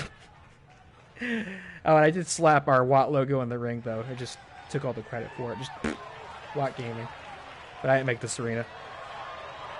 Here he comes, Shazam, marching down to the ring. Thinking he's a superhero. Thinking he's got the greatest movie in theaters right now. Shazam, Fury of the Gods. A wonderful family film. This man is desperately seeking employment. And again, I sympathize with him. I really do. Yeah, Zach Levi's Instagram video. Rock hit Shazam with the, that's not going to work with me, brother. That's true. Thank you for tuning in. Will McLean, welcome in. Welcome to Watch Championship Wrestling. We're just starting the pay-per-view part of the card here with Shazam versus Black Adam. In a last man standing match, you know, Zachary Levi or Levy, I think it's Zach Levy. I got a lot of secondhand embarrassment from Zach Levy. This dude said a lot of stupid shit this year, or in the past year. He's posted a lot of bad takes. And I should feel for him because I think in this dynamic, Dwayne Johnson, like, is pretty objectively in the wrong, right? But this whole thing with Black Adam and the Fast franchise, I gotta tell you, Dwayne Johnson was like the most likable guy in Hollywood for a while there. I kind of don't fucking like Dwayne Johnson anymore. Like, I don't know. He seems like kind of a prick. I gotta tell you. And that's coming from me. There's a lot of a lifetime of goodwill invested in The Rock coming from me. But I gotta tell you, this whole thing with Black Adam and the DC Universe, and like stopping Shazam from being in his movie and then refusing to be in Shazam's movie, and this and that. I don't know. He just seems like a kind of a prick now. So I don't have a favorite in this matchup. I'm one of you guys. I'm just gonna sit back and relax and watch the show here, and no matter who wins, as long as it's entertaining, I'm a winner tonight.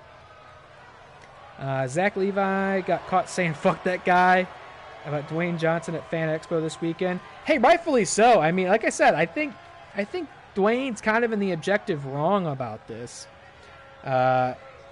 Basically destroyed the DC Universe. I mean, not all on his own, mind you. It was a mess as was.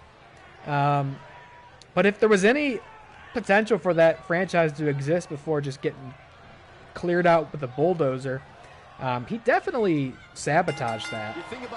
And the hubris and the ego of that guy, not saying he hasn't earned the right to have an ego, he's accomplished a hell of a lot in life. Like I said, I grew up watching the guy. Only ever have wanted him to succeed, and he has done that, but holy shit. Shazam working some stuff out here tonight, and that's what we wanted to see, because this is a last man standing match. No pinfalls, no submissions. To win, you've got to put the other guy down for a 10 count. And until you can do that, the match will continue for better or for worse. No disqualifications, weapons are legal, no countouts. You just got to hurt the other guy so bad that he loses the will to get up and continue on. And you see two immortal beings going at it here for...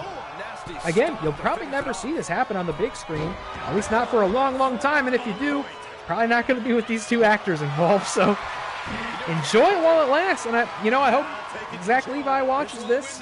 Maybe he'll get some catharsis out of it. Maybe not quite right now. But he gets a nice slick reversal in there. He has done right by the XFL. I'll take your word on that. I've not been paying attention to the XFL. But the mere fact that it exists seems to... So, fair enough.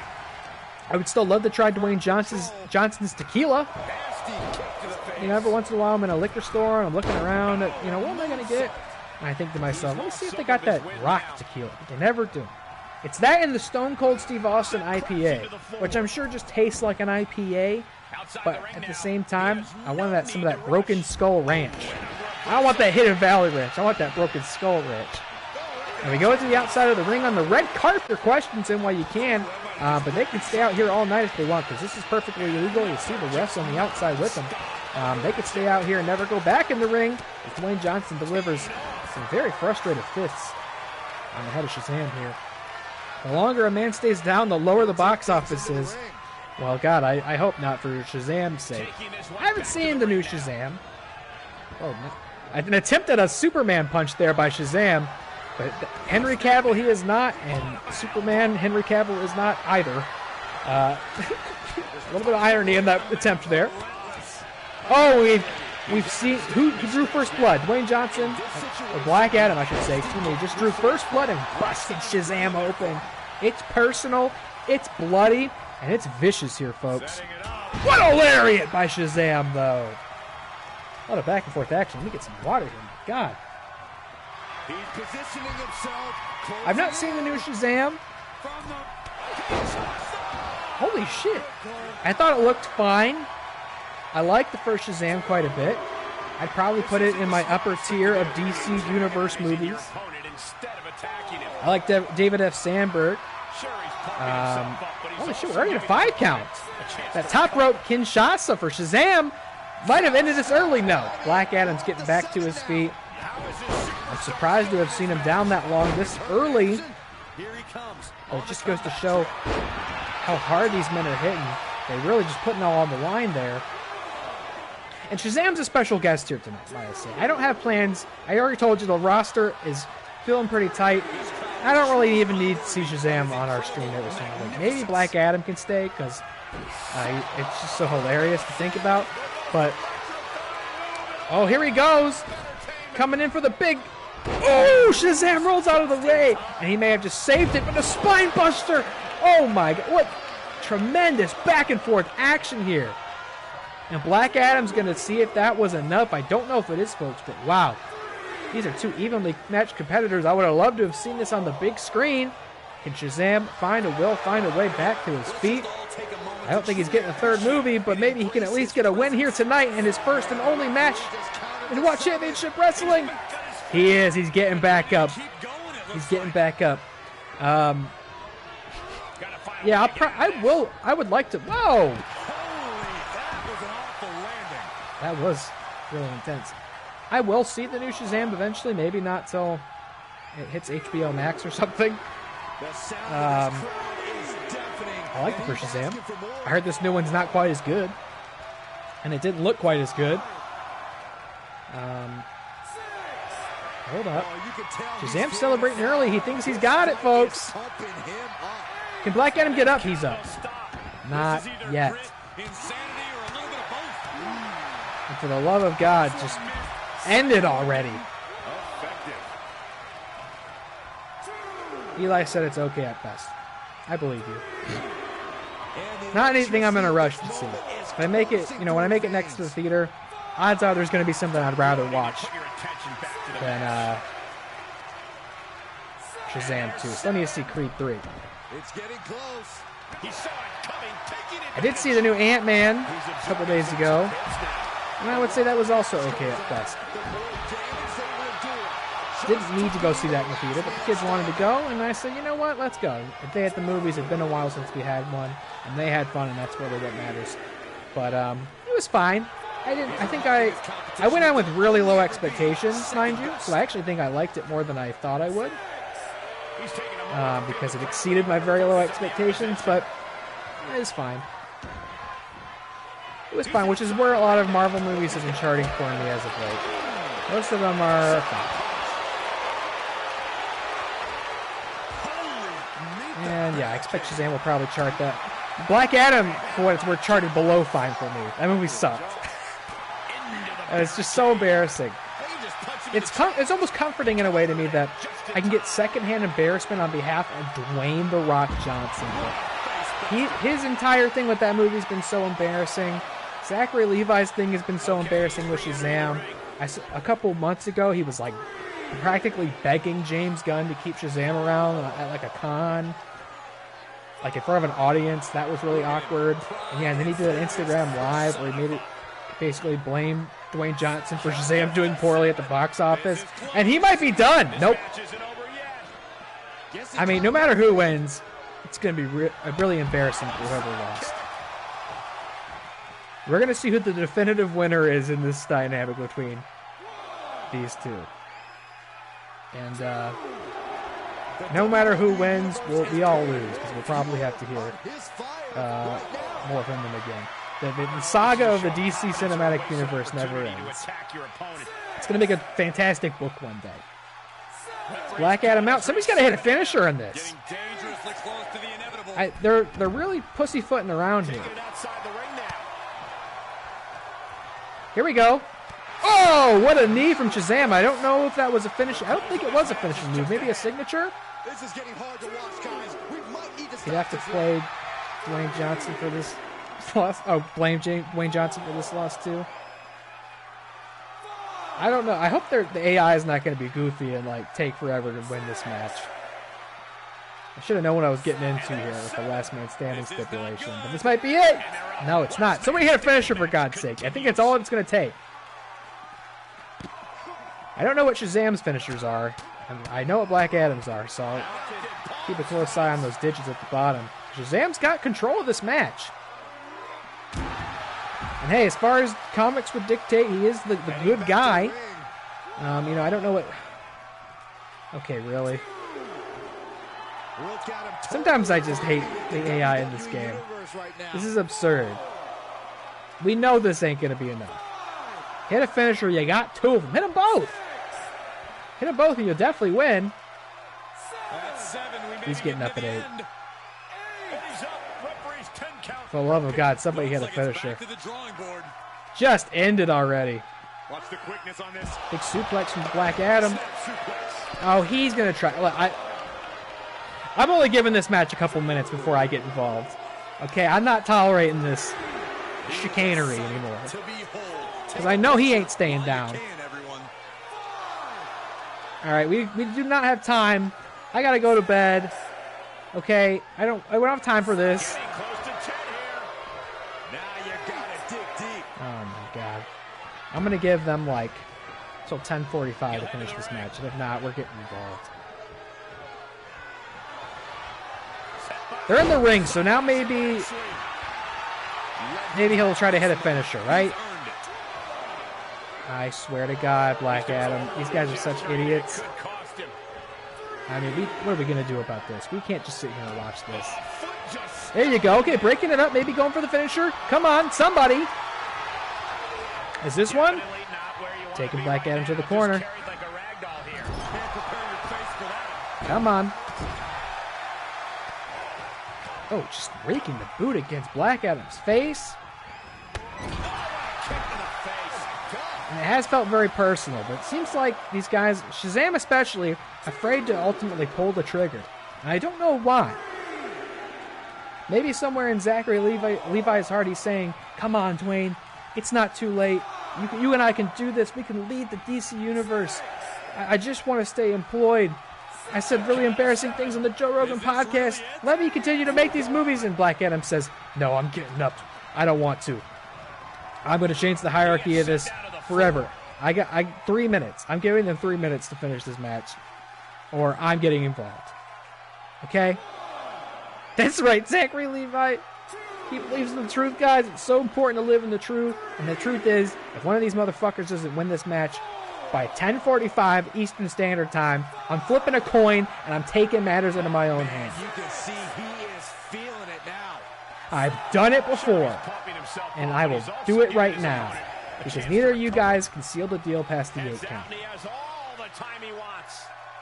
This is shades of Lesnar Goldberg WrestleMania 20. Oh, this is just embarrassing. This is just embarrassing. I'm gonna flip a coin right now. Coin flip. Let's see.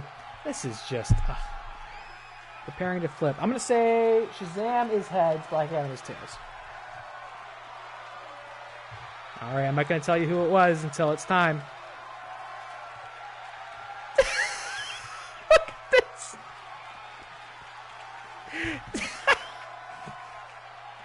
Alright. Alright, let's see. It landed on tails. Sorry, Zach. I don't got time for this. I'm trying to go to bed. I mean, not anytime soon, but... Oh, okay. Look who's decided to start playing the game. He's piling up the damage now. This is sadistic. Oh. He stands up and stops the ref's count. Get off me, Levi. You're sick. You're a sick man. Wow, it's really hard. Remember, last time I did this, it was actually like impossible to win the match in the Royal Rumble. Like it glitched and it was actually impossible to win. Oh, wait a minute. Wait a minute. No, something is happening. Hold on. Something is happening. What is happening? It's happening! It's impossible to win, I think. Okay, let's try in the ring.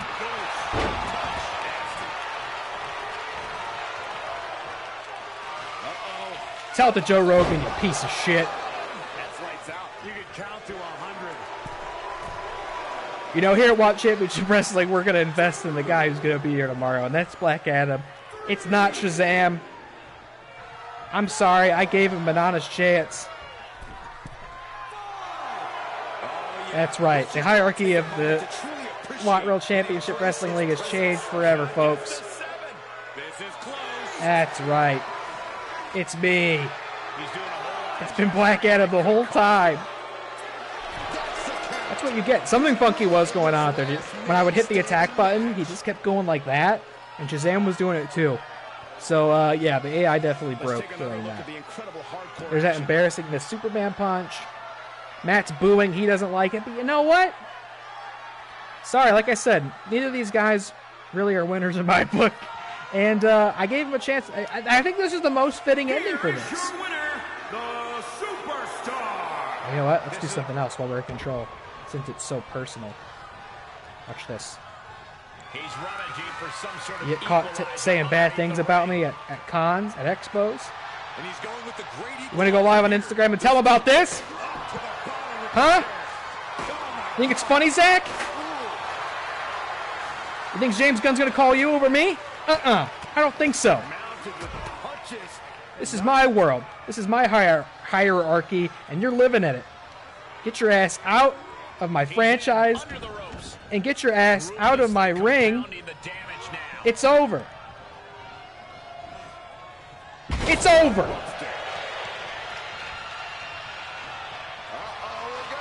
We're sending them packing, folks. You can boo all you want. See you later, alligator.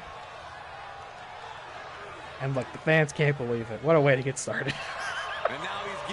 Black Adam goes over. Shazam is out of here. He's getting deleted too.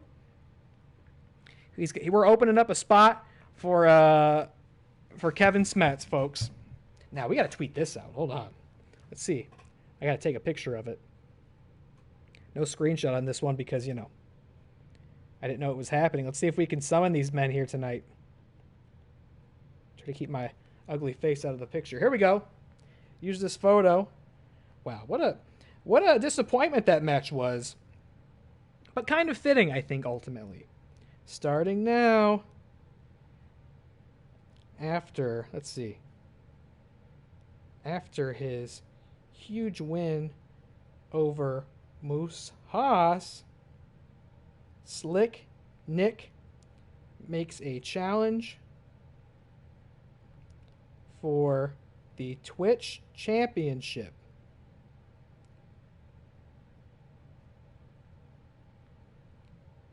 Can Suge Knight 323 successfully defend the belt? We're going to tag them in it. Twitch.tv/WhatRealInt. Okay, go ahead and start that. WhatRealInt. Oh, I don't think I can tag Nick in photos, so we're just going to tag him old school, huh? At Suge. I actually already saw these entrances, so I'm inclined to skip them. Nick Marley. The following contest is Successful scheduled for the first time. For the first time. The World Internet Pro Wrestling Tweet. Championship. Yeah, the match was so intense they couldn't finish it. From Cleveland. Cleveland? It was a fitting end to their short-lived rivalry. Let's move on to better things. Our first championship defense of the night, the Twitch title, which we saw Suge ultimately win at ReelyMania against PLD in the final of our tournament. Oh, why did it stick Suge with that? Introducing the champion, representing the Knights of the Round Table. I don't like that attire. So this was the original attire I gave Suge, and I didn't like it. I was trying to go for a Conan thing, but it looked too basic to me. Came up with a better attire for him, but I guess it gave him this one tonight. Here he goes, leading the kingdom, though. In his street attire, he had no time to even put on his tights. That's okay. Here we go. Defending the Twitch Championship for the first time. Suge Knight 3-2-3 against Slick Nick Harley, who got that monumental win over Moose Hoss in the last main event. Let's see how he does against Suge Knight 3-2-3 here. In his Twitch title defense, Suge, of course, recently joined the Kingdom. Jimmy King and David Arquette on the outside watching him defend the belt. Let's see how it goes. And let's hope Mr. Brother Lomas ain't in the back, because he might have something to say about this. He is not a fan of Slick Nick Harley here. Here we go. First title defense of the night. All right. Meeting in the middle of the ring. Let's see. Let's see if Nick is feeling some championship gold tonight, or if Suge Knight can defend his belt for the very first time here at the Acadareel Awards. And there he is. Speak the devil's name and he shall appear. What's going on, Slick Nick, in the chat? Great to see you. You missed it earlier. You got a big win over Moose Hoss. And, upset almost there. And as a prize for doing so, we said, hey, let's give Nick his very first championship opportunity right here, right now, against Suge Knight. 3-2-3.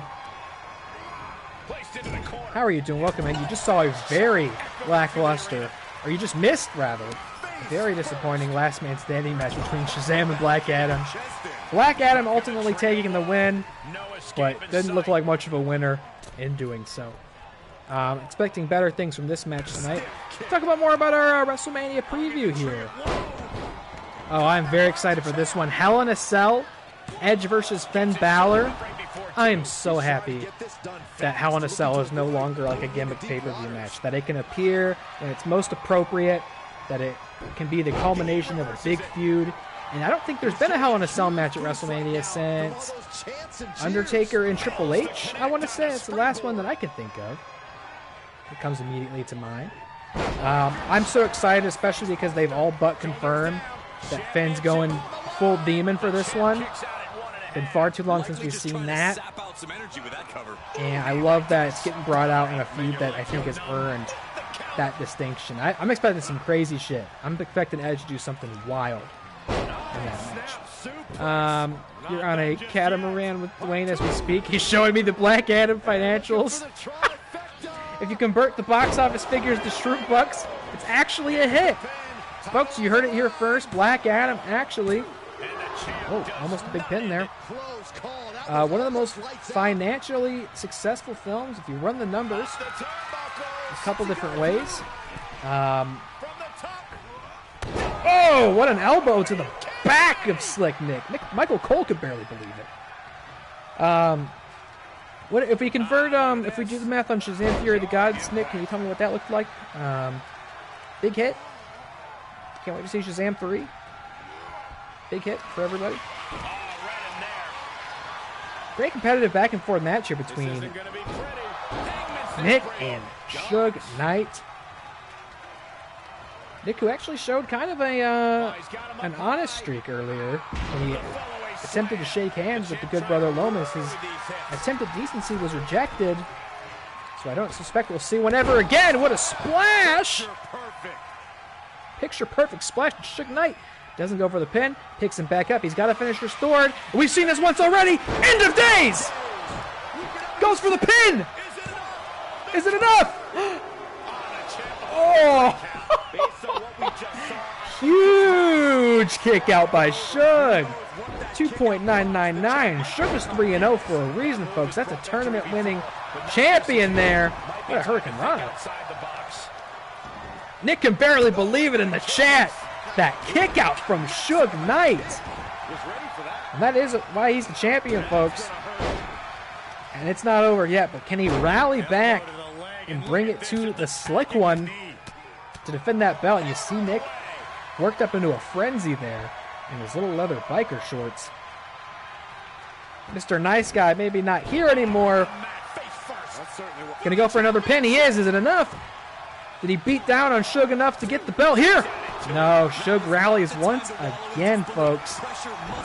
What a championship match this is here. And I think Nick's getting aggravated, and it's translating into a hard beatdown for Shug here. Another splash! Hooks the leg. That's got to be a kick out at 1! Nick can't believe it! What's it going to take to put Shug down? He gets the knee up. Oh, and he's back to his feet. Nick does not want this to happen. Oh, and it just got very interesting. Shug hooks the leg. I don't think it's going to be enough, but both men have finishers stored. Woo! Close one. Shug can't believe it. He thought it was enough, but I think whoever can make the big impact move is going to go home with the Twitch Championship. Very breathable leather for Nick Harley. To his feet. Both men lock up. What a maneuver from Slick Nick. He's putting Shug back up. Can he get another one? He does! End of days, middle of the ring. Busts him right open. Hooks the leg. And your winner and new Twitch champion, Slick Nick Harley. Oh man, Mr. 323 is going to be real upset with me when he finds out about this. This was a match I booked myself. He's got his faction on the outside, watching intently, and it didn't make a difference. Shug Knight, he was 3-0, a tournament winner, the reigning defending champion. But it didn't make a difference. It is Slick Nick's night here, folks, and he just won the Twitch Championship at the Acadareel Awards. Congratulations. Look at this. Internet Pro Wrestling No more Mr. Nice Guy, it looks like. Harvey. He did it. New champion, you know, it's one thing to win a belt in this league, but we've learned time and time again it is something entirely else to defend a belt in this league. Very few have been able to do it, and unfortunately Shug Knight 333 is not joining the list. But I can tell you this, Slick Nick just joined a list of his own, and that is the Hall of Champions. Congratulations to Mr. Nick_Marley in the chat, because you've just become the champion of this right here platform. What a match! And our first title defense, could it be, will there be others? And this one may not be for a championship, folks, but there's a lot on the line because this is a ReelyMania rematch triple threat for the Money in the Bank briefcase. John Cena, to our shock, to our dismay, won that briefcase at ReelyMania. He is currently Mr. Money in the Bank, to my utter shock. I kind of put him in there just as a bit. And David Jandoyan, David Campbell were the final two in that match within that Battle Royal. And were also similarly, if not even more, upset. And they demanded another shot at the briefcase. They said they wanted a triple threat. They called their shot. I said, who would I be to say no? So here we go. A triple threat. And whoever wins this match is the undisputed Mr. Money in the Bank. If Cena wins, I'm not going to make him do this again. He gets to keep it. If Campbell or Survivor wins, they get to keep it. And it's very exciting to me because if either of those guys win, I'm going to let them decide when they cash it in. I'm going to collaborate with them and, have them decide when they want to make a go at the World Championship or the Twitch Championship if they wanted to. Or maybe there's a thought that the Survivor and the Smasher, Kevin Smets, might become a tag team in this league. Maybe they want to cash in on the tag champions. Anything's possible. Actually, I don't know if you can cash in on tag champions in this game, so just the Twitch title or the world title. Who's going to tell Shug? Said Eli, and here he is. A triple threat match. Shug Knight 323, my friend, my brother, my confidant. I love you so much, but I'm so sorry to tell you, Nick Harley is indeed the new Twitch champion. I'm so sorry, but it happened. And I even put you in a faction, Shug. I put you in a faction just like you wanted. But it didn't make a difference tonight. You lost the Twitch title. I have no doubts that we'll see you in the title picture again. I mean, matter of fact, I almost think Shug maybe has just graduated to the World Championship division. He went 3 straight wins, won a title, won a tournament. He lost it in his first defense. Hate to say it, but it happens to the best of them. Suge wants the rematch, he said.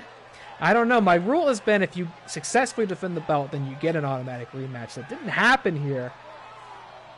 But I'll consider it. For you, I'll consider it, Suge. Nick is assuring him, though, he lost to the best. Not even you can beat the slickest player in the game. Nick did say he wants David Campbell. You see right here, the Dynasty, in the middle of the ring. Trying to secure a guaranteed championship match.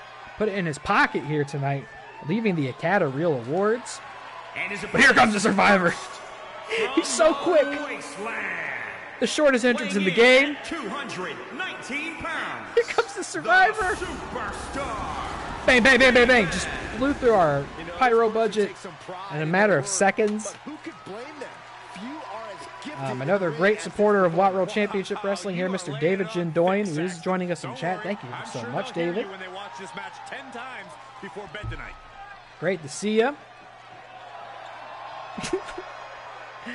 Who's going to try his hand at becoming Mr. Money in the Bank tonight, and if he does, he will get to personally plan out with me when and against whom he wants to cash it in. And maybe he wants to try cashing it on Nick Harley. Maybe he wants to try cashing it in on Walter White. We'll see. But before either of those men can even consider that, It's Mr. Money in the Bank. they've got to go through the current reigning, defending Mr. Money in the Bank, the cover boy of WWE 2K23. Here he comes, and he's going to be wrestling this weekend. Oh, God, he's got it in his hand.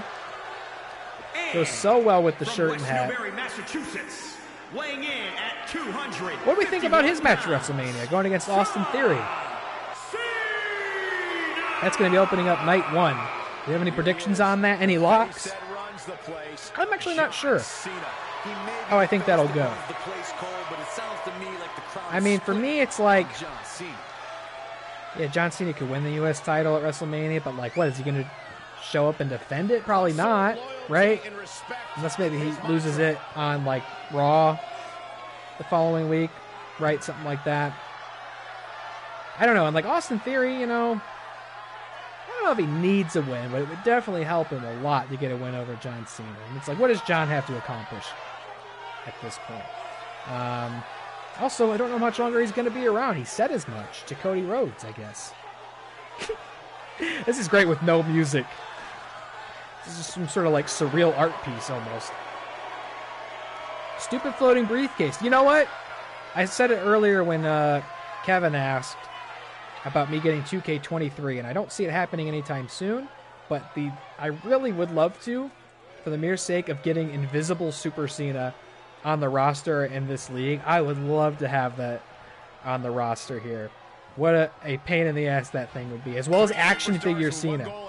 They look incredible. I wish we could add those fronts to God to our locker room here, but no, we just get Rey Mysterio, who apparently is on the roster now. Rey Mysterio is competing in this league now, to my dismay. Here we go. Cena looking to steal an early pin here. And again, if Cena wins this, I'm not going to mess with his briefcase anymore. But he does need to start answering my Twitter DMs. And I said, hey, Cena, when do you want to cash in? Acadareel Awards happening tonight. You want to try to sneak one out from Walter White? Didn't message me back, so I don't think it's going to happen. I at least know David Campbell and the Survivor will answer my DMs. Let's see here. Nick Harley, fantasy booking is Cena wins and drops the belt on the Monday after Raw. Yeah, to a main roster debuting Braun Breaker. Okay. Mr. Braun Breaker. Yeah, he's probably getting the call up soon. That's not a bad call. Or returning Big E. Would love that. I think Big E is sorely missed. Such a shame what happened with him. I don't... Oh, what an instant pin there by the Dynasty. I don't know what the scenario is with him, if there's been any updates on his condition or if he's ready to get back in the ring or not, but I sure hope so. It's been a Big E mark for a long, long time. Since the Dolph Ziggler days. Personally I'd like to see Theory broken down to 0 and completely built back up. Yes, that's what I mean. I don't think he needs to win. because that's the story you can do with him, and I think he would be effective in that role. They kind of did it already with the Money in the Bank thing, but it's going to be around for a long time. You know, he could manage a loss, especially against Cena, and it'd be kind of, you know, fun to see him lose against Cena. It'd be justice, right? Oh, Campbell tossed out. Shades of the ReelyMania Money in the Bank Battle Royal there. That's not deja vu you want any part of. That does leave Cena and the Survivor to go one-on-one in the ring there. Gotta hit the hay, but best believe the Slick One will be cutting a fresh promo. I look forward to it eagerly, my friend. Thanks for tuning in. Congrats on the championship win. And I understand I do need to go to bed soon, too. But we've got a lot of matches to watch still. But thank you for tuning in, my man. Always a pleasure. Always an honor to have you here. Hope you're doing well, my friend. Oh, and Campbell's down. Survivor's looking to capitalize on John Cena. Personally want Theory to win so that Chad Gable can beat him for it. Not a bad idea. Oh, let's see what's going on here. Survivor fights out of it. Didn't get that name for nothing. Campbell is just flexing on the side here. And this is kind of the dynamic that we often see in a triple threat. Oh, and they attempted a double team. Cena fights both of them off. That's Campbell not deterred. He said, I'm going to go flex in the corner Cena. And Jadoyan stunned. And Campbell, oh no, should have been paying attention, because these are the moments that really matter in a triple threat. These are the moments where you want to capitalize and stop somebody from breaking up the pin. Survivor coming back to life. Cena can't quite seem to get the Dynasty where he wants him, where he's probably going to attempt a pin here. Or an STF! Oh, he's got it locked into the middle of the ring. The Survivor's coming back to life. Can Campbell hold on long enough? Can he hold on long enough, or is he going to tap? Oh.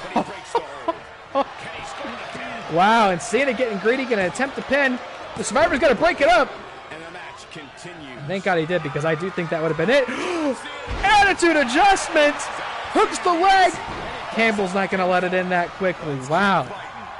John Cena, maybe to no one's surprise, has been in firm control of this match.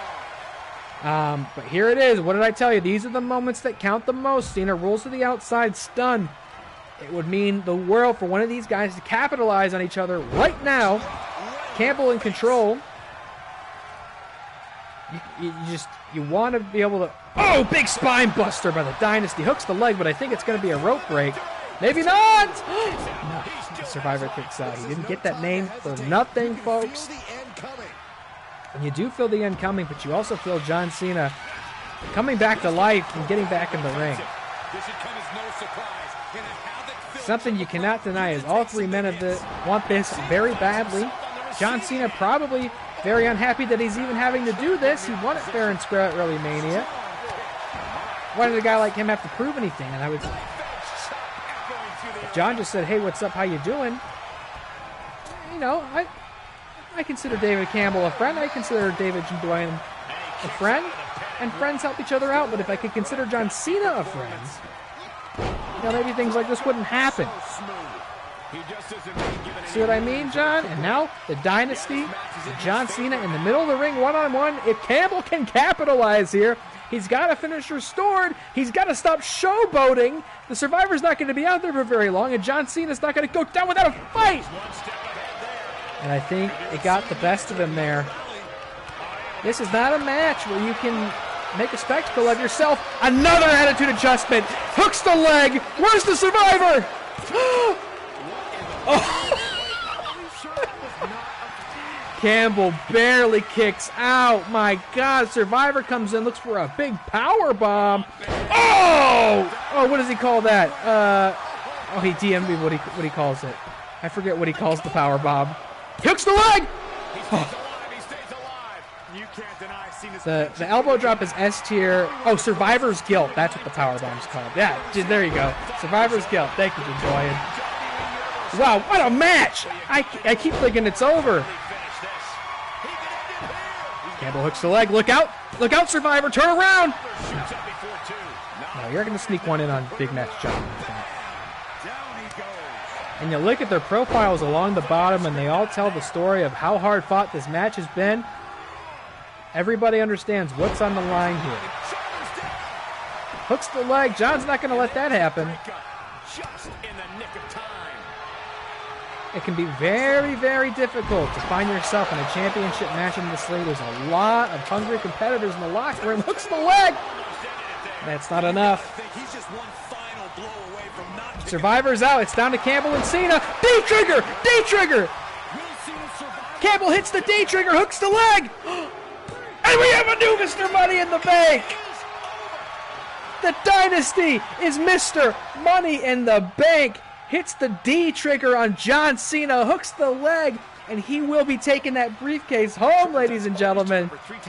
David Campbell will be the one to call his shot and get a championship match. Whenever, against whomever, he will be getting a DM from me. Wow, what a match. And I'm so sorry because we've had the Survivor in the chat cheering himself on, and it just didn't go his way here. But David Campbell is indeed Mr. Money in the Bank. Wow, what a match. He's earned it. John Cena's going to be very unhappy when he hears the news here, just like Suge Knight was. Softened up Cena with Survivor's Guilt, and Campbell steals your win. Hey, look, hard fought. What a match, though. Congratulations to the Dynasty. Now Mr. Money in the Bank. He can cash that in whenever, against whomever. David does live in a drastically different time zone than me. So otherwise, I would DM him right now and say, hey, you want to cash in tonight? I'm not sure if it works like that. Probably doesn't. But he might cash in as soon as the next stream. Who knows? It's up to him. He's in the driver's seat now. And I get to finally see this concept play out how I hoped it would. Speaking of concepts, let me get a big sip of water here. Wow. The Survivor said, couldn't have happened to a better guy in chat. You know, we didn't see that handshake cutscene take place, but that was, I think, spiritually a handshake in chat there. Nothing but respect here tonight. Let me tweet this out. It's our Deletion Battle Royal. Oh, cool. Ask Co-Baiter here to promote a way to get lots of followers or something. I don't know. Let's go ahead and ban Ask Co-Baiter. Incredible. Been seeing a lot more bots on Twitch lately. I don't know what's going on there. Bye-bye. Nice try. Adam in the chat. This is the match to see. So I mentioned it earlier, a little bit of a backstory on this match. We've run out of save spots in this game for creator wrestlers. You get 100 total, and it's all filled up because we've just created so many people. We've downloaded so many wrestlers. And some of these guys you're looking at right here have been on the roster since before the first stream. I've been waiting for some of these guys to show up, and none of them, not a single one, has gotten booked. Involved in a storyline, nothing. They just thought they could sit at home and collect paychecks. So now they're going to fight for their very existence in this 8-man over-the-top rope battle royal. 7 men will be eliminated, and 7 men will be deleted from the game forever, permanently. They will never come back, but one man will prevail here, will win here, and will get the opportunity to wrestle again here in WAT Real Championship Wrestling. And this probably won't be the first time we see a match like this. Here we got Andy Kaufman, who's going to actually be inducted into the WWE Hall of Fame here this weekend. We already saw a future Hall of Famer get a win in the form of Rey Mysterio. Maybe he won't be the last in the form of legendary Andy Kaufman, who I'm hoping will show up at the Hall of Fame celebration this weekend, revealing that he's actually been alive this whole time, and it's all been a part of his conspiracy. And he'll show up to accept the award. He did show up here tonight, so anything's possible, I believe. Andy Kaufman has entered the ring here. Who's up next? Who is going to be... I did not make that, by the way. It looked very good. Who's next? Who wants to fight for their right? Oh, here he comes! It's the big booty daddy! From Detroit, Big Papa Michigan, Pump! weighing in at Scott Steiner! 237 pounds. One of the only actual wrestlers in this game. I would say Andy Kaufman counts, I suppose. Where's the horse? Scott Steiner, one of the only actual wrestlers on the roster, and has never shown up until now I'm a big fan of Scott Steiner. I mentioned Braun Breaker in the chat earlier. Here's the Elder Steiner coming down to the ring. And big fan of Scott Steiner. It was kind of a meme for us back on Wrestle Reel when the great Chris and Nick hosted that wrestling podcast on What Real Entertainment. It was kind of a recurring bit for us to... I think I cut the famous Steiner math promo on that show. He was one of the sound bites on that show. So when I was building a Watt wrestling roster, I thought it only made sense to add Scott Steiner, and I did. And we'll see if my instinct was correct there, or if he will be eliminated tonight. I actually met Scott Steiner a few years ago, and I'll tell you more about that later. But let's see who's coming out here after Scott. Who else have we got here? Ooh, I think I know who it is because it's getting very spooky in here. Very creepy. And I think the box office sensation of last year... It's not the Rabbit. I don't even think of Finn Balor anymore. I just think of the Rabbit when I see this entrance. But I think I know who it's going to be. I've never actually watched any of these guys' entrances before because they never ever showed up in the league. I wanted to do a Steiner math promo for the Triple Threat tonight. That would have been legendary. I encourage you to do a Steiner math promo whenever the sensation comes to you. Speaking of sensations, I'm morbid all over the place because it is indeed Dr. Michael Morbius. Sold 1 trillion tickets at the box office last year. And the views are just skyrocketing. I think we're hitting 1 trillion views on the stream here right now in response to Dr. Michael Morbius here at your service. Kind of the Black Adam before Black Adam, if you know what I mean. In fact, I know how long this entrance is. I'm going to skip it. If Morbius wins, we'll be sure to watch his entire entrance next time. But I'm not going to sit here and watch this. I've seen the Rabbit do this. We'll say that's an incredible creator wrestler, though. Obviously more of a comic book Morbius than a movie Morbius. That person who made that did a really good job.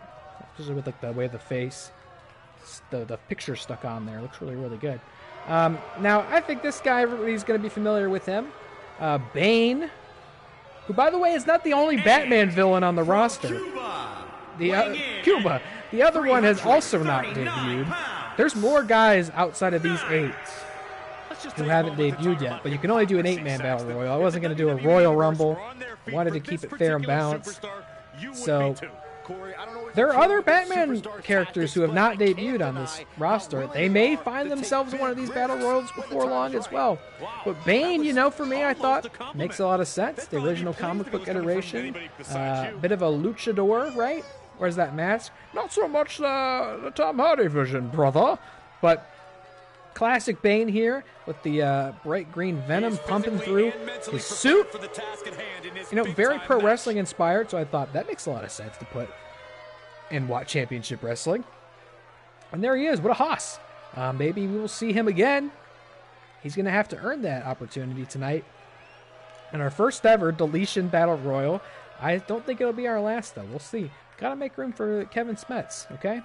Each and every one of these guys is personally stopping Kevin Smets from being in the league, so we got to get him out.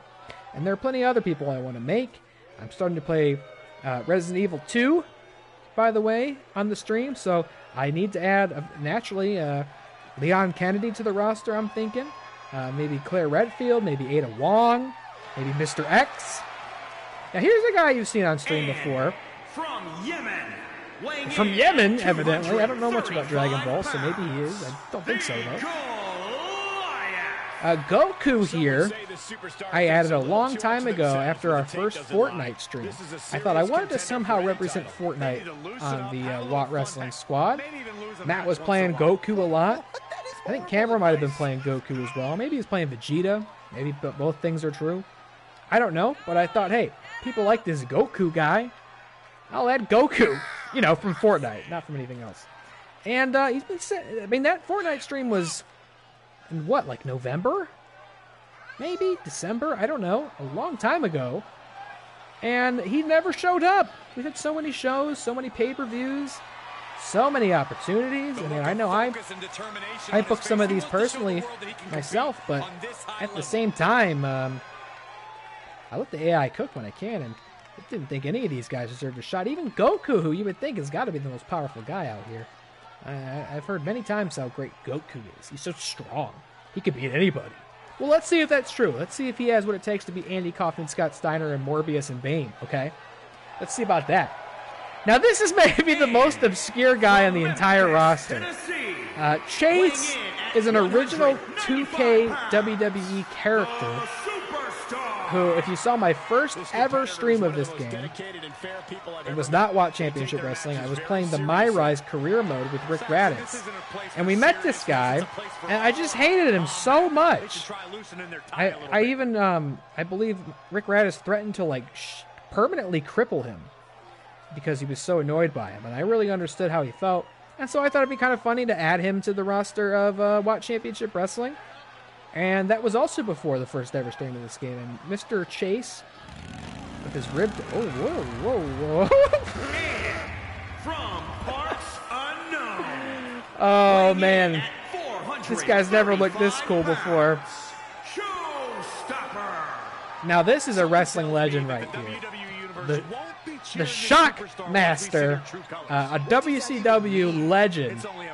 If you don't know who this is, I cannot recommend enough YouTubing WCW, the Shock Master, because one of the best fuck-ups in wrestling history involved this guy debuting in WCW.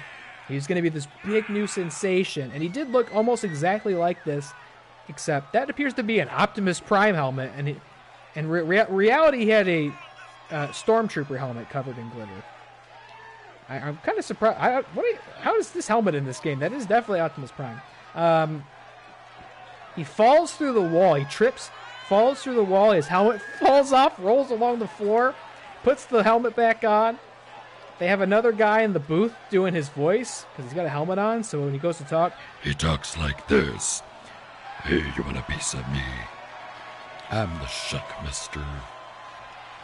He was supposed to be this big new main event sensation, getting booked on the pay-per-view, but he was such a joke. I gotta drink some water. He was such a joke, fucked up so bad, that I think he wrestled one match and never showed up again. From like championship material to jobber overnight, because he fell through the wall, fucked up his debut, helmet fell off, and you can hear the guy in the booth laughing too. The guy who's doing his voice, he's like kind of chuckling, and then he goes to the Shockmaster first. Now this is a guy I'm a big fan of. I'm not gonna play favorites here, but there's no part of me that would be sad to see Waluigi lose this. The only Nintendo character we've got. I've never streamed a Nintendo game on this channel before. Maybe one day. I don't own any Nintendo consoles right now. But similarly, Waluigi not really showing up in any games. Famously never been in Smash Brothers. Really just gets the call when it's time to make a Mario Kart or a party or a tennis game. He's not even in Smash. So I thought, let's you know, the same way that I put Walter White in this game was because so many people wanted Walter White to be in Multiverses. I put him in this game. Similarly with Waluigi, I said, this guy has been waiting a long time to be in a fighting game. So I thought I'd give Waluigi that opportunity, but he's kind of squandered it. And it makes me wonder if maybe he's been secretly in Smash Brothers this whole time and just never bothered to show up. I don't know. But here we go. It's the Deletion Battle Royal. This highly anticipated battle will be the one. Stay on the roster.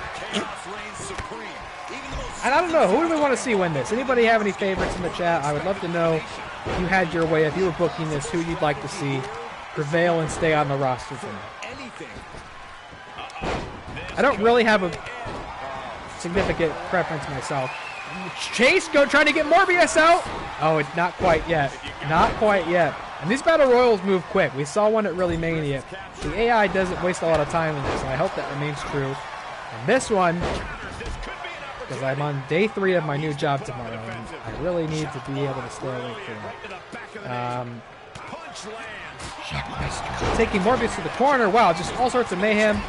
I don't even really know how to commentate on it, so I'll just tell you about the time that I met Scott Steiner A few years ago, there's a local wrestling promotion in Cleveland called AIW. What does that stand for? Is it All Insane Wrestling, something like that? I don't know. I forget. It's been a long time. It's a great show, though. AIW. And, you know, legends come through town. They book a legend. I can't quite remember everybody I saw. I think Joey Janela was there. It was a couple years ago. I'm getting old. But Scott Steiner was like the legend that the show was booked around. He was like, come see the show. Who just got eliminated? Chase? Chase has been deleted! Scott Steiner was the legend there. And you could pay like $20 to meet him and get your picture taken with him and all that. And I went with a friend of mine who, Scott Steiner was also kind of a bit like a meme to us at that point anyway. So we were basically going for just the fucking meme of it to see Scott Steiner. Morbius! Deleted! By Waluigi there. So I meet Scott Steiner. It's really weird. I shake his hand. I take a picture with him. He's just kind of, he's like in his casual way, right? He's wearing like his sweats. Did he even get up to take the picture with me? No, he did. He did. He stood up to take the picture with me. He's wearing his sunglasses the whole time. Andy Kaufman has been deleted. We take a picture. I don't remember what I say to him. Thanks. You know, thanks for... Morbius seemingly refusing to leave ringside there, by the way. When the show starts, I sit back in my seat. And they do this great spot in the middle of the show where, like, two of the local heels are beating up a local face. And Steiner runs out. And wouldn't you know it, he cuts a big Steiner math promo on them. Everybody's going wild. Steiner and the local face team up. Shockmaster has been deleted. Big tag match. Steiner and the face go over. Everybody's having a good time. And they go to intermission. And Steiner gets the mic and he goes, any of my big freaks out there want to come in and take a picture with the big booty daddy? Go ahead, get in the ring right now. And the line forms, and people are getting in the ring. Steiner is decked out in his ring gear. He's wearing the chainmail, sunglasses, his tights, everything. Looking just like he does right there in the ring right now. And he's taking pictures of people in the ring, $20 a pop. And I was so irritated that I spent $20 to get a picture with him at ringside in his t-shirt and jeans for $20. If I had known he was going to do it in the ring, chainmail and tights on, you bet your big booty daddy ass I would have waited. But I wasn't going to spend $40 on Steiner photos, so I missed out. I was very sad about it, but I have in action. He was incredible. The promo was amazing. It's a night I'll never forget. Oh, Shockmaster just disappeared from ringside. It's rather appropriate that he botched his exit from here. Down to Scott Steiner, Bane, Waluigi, and Goku. That's a hell of a fearsome foursome here. Goku busted open by Waluigi. One of these men will stay on the roster. One of these men may compete again. One of these men may be a future champion down the road. Who knows? Anything's possible. Spear to Bane from Goku. Anything's possible now that they have left the locker room and entered the ring and entered our hearts. Here we go. Trying to eliminate Bane. Here comes Goku. There we go. Waluigi picks up Steiner. No, Bane's not eliminated. Eli said that's a great sound wave impression. What do you mean by... Where's Shockmaster voice? Just the Transformer sound wave sound like that. But a Transformer, I'm assuming? I don't know my Transformers very well. Unless it was a typo and you meant Shockmaster. Or if it was a typo and you meant to say Scott Steiner! Because when you add Bane, Waluigi, and Goku to the Deletion Battle Royal, you get a 55 and 1/2 chance of going over the top. And Scott Steiner has been deleted. He will not be taking pictures with fans in the ring tonight, folks. Scott Steiner has been eliminated. That breaks my heart. No more Steiner math after this. Spear to Goku. A lot of spears in this match. Waluigi, Goku, Bane, who's got what it takes to continue on as a WAT Championship wrestler? I could barely even begin to guess, quite frankly. Oh, man. Who do we want? Eli's rooting for Bane. He fits in real well, right? And like I said, there were other Batman characters in the locker room who've never debuted, so maybe if Bane makes it, that'll be the catalyst we need to see the others finally show their face. But Waluigi... Oh, the attempted double team on Bane. He fights out of it. He fights out of it like a Santa Prisca prisoner. Oh, flatliner busts Bane open. You won't see it under the mask, but he has been busted open and stunned. Goku tries to eliminate Waluigi. Not quite. This is competitive. This is tough. Waluigi, mind you, does have two finishers stored. Ooh, big boot by the Super Saiyan. Matt says, Goku, eat a sensu bean and get the fuck going. Can't pretend to know what any of that means. But he clearly, Matt's cheering for you. Me, I'm a big Waluigi mark myself, so I think I might be cheering for the little evil purple Italian there. So we're all, our allegiances are all split here. Legit, you normally push Bane as your top creative wrestler heel. Interesting. I guess we have the same thoughts here. Bane tries to eliminate Goku and he succeeds. Goku has been deleted. End of days from Waluigi to Bane. Adam says Waluigi has 2 eliminations. He deserves this. Another one! Another one! Shades of Slick Nick Harley, the new Twitch champion. Waluigi picks Bane up. Can he seal the deal? Can he delete him? Oh no, he's in a frenzy. Waluigi's going nuts. Big lariat. Shades of Nacho Libre there. He's just got to try to make the elimination here. Don't get greedy. Don't get greedy, Waluigi. And don't break the programming of this game. You do need to eliminate him. Don't make me get involved here. Come on. Please try to end the match. Here he goes. He's going for it. Bane fights out of it. The fire rises, Waluigi. So many good impressions I could do. Any of these guys. Oh, no. I know. That's my Waluigi. So many impressions I could be doing for the rest of these superstars' careers. Whose are you going to keep hearing? Wang! I actually could usually do a better Waluigi, but my voice is getting a bit hoarse after all that Shockmaster business. Bane going for the elimination of Waluigi! No! No, no, no, no! Come on, fight out of it! No! Waluigi has been deleted! Bane stays on the roster. The masked mercenary remains here in WAT Championship Wrestling. All 7 other competitors have been permanently deleted from the roster. Bane remains and will continue to compete in this league. He was born in this league.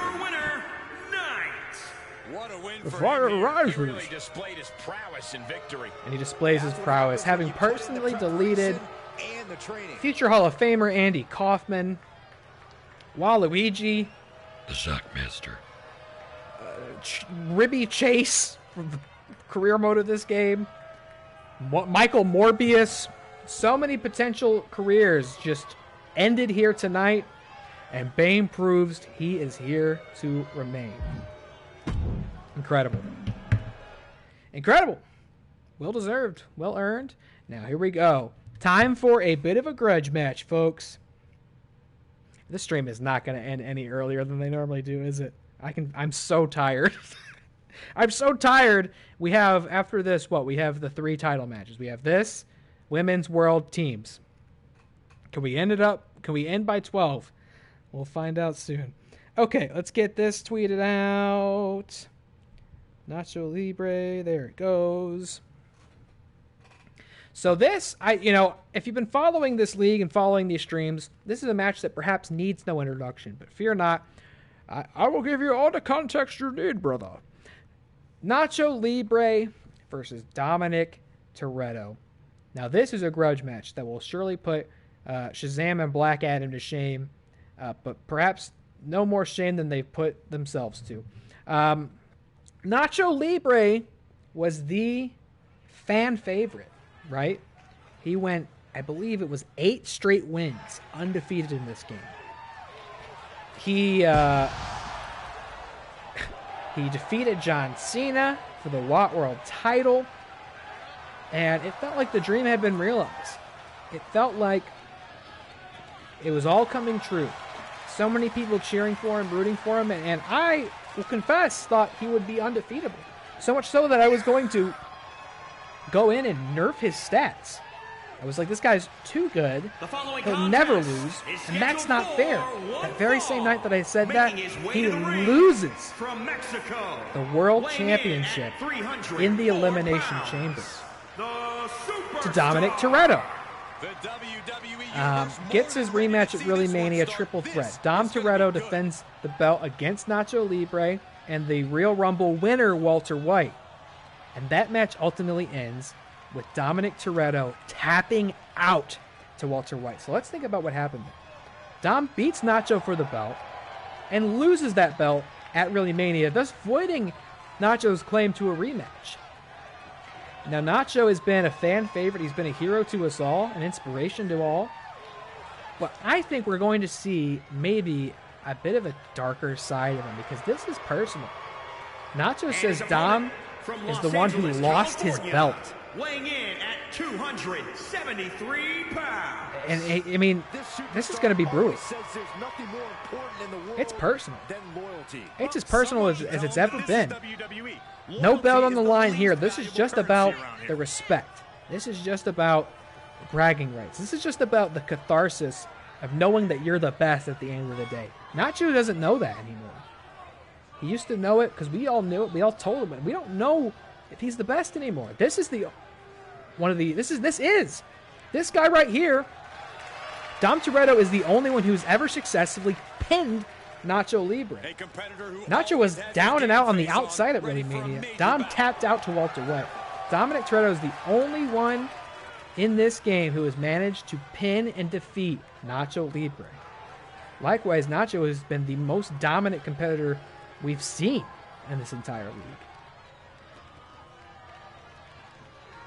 So a lot's on the line. Not a belt, but the respect and the admiration of the WAT Real Wrestling universe is on the line here. And Dominic just delivering some massive haymakers to Nacho, not to be intimidated by just how tough the former world champion is. These are 2 former world champions going toe-to-toe here.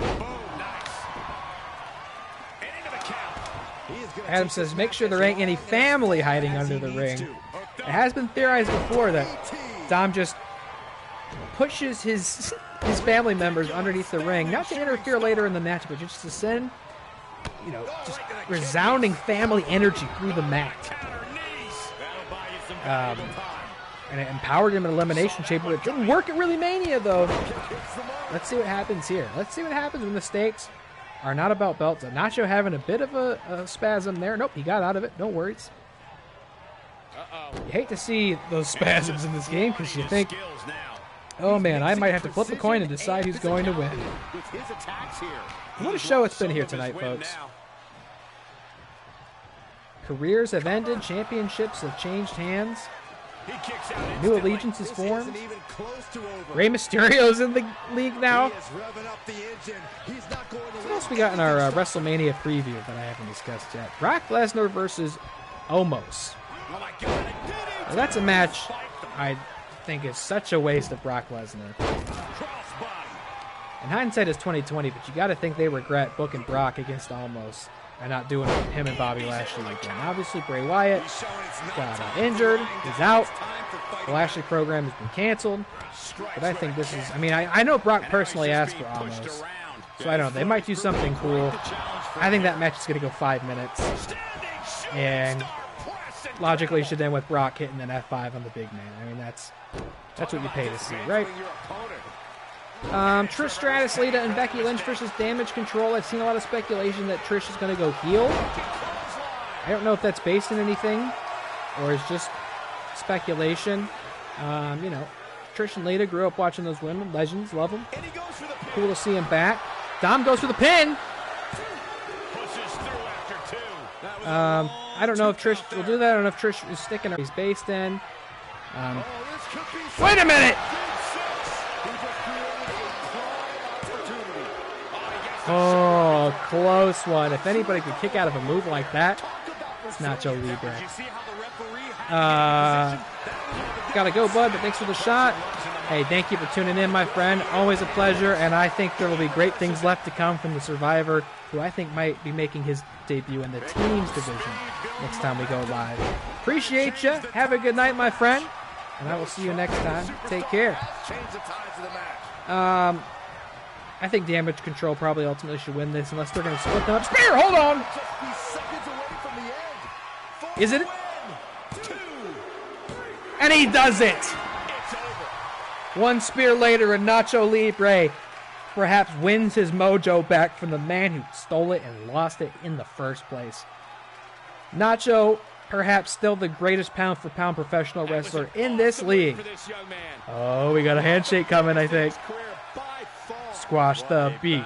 Hug it out. Shake those hands. Shake a hand. Oh, and it's all about respect in this game. This is it. You know what? No hard feelings. Fate put these two on opposing ends of the ring. But after a match like that, two respected competitors here who've got nothing but love for each other and love for the game. I appreciate that. A fitting end to a intense rivalry. And all respect and love here for both these men, Nacho and Don Toretto. A quick match, but I'm not going to complain about that. I got to wake up for work in the morning. All right, next up we got our women's match. This is a ReelyMania rematch. Go ahead and tweet this out. Matter of fact, I'm going to run to the bathroom real quick. I've been drinking a lot of water here. I'll be right back, and we'll watch this. And no, before you get the wrong idea, Rick Raddus is not going to come back down here to commentate on this. Okay, I have made sure of it. I've been watching my GPS tracker that he doesn't know. I've implanted it in his robe. I know where he is, and he is not here. He is not living in my walls. I will come back to commentate on this match. Okay, thank you.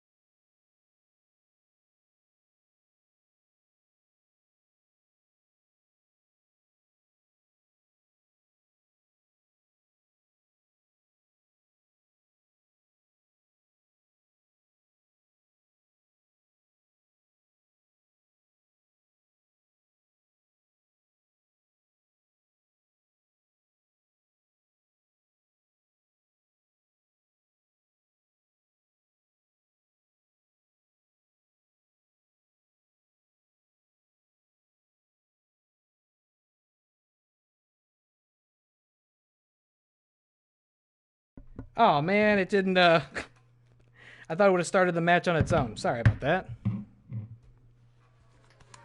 see what I tell you? I did come back. Here comes trouble.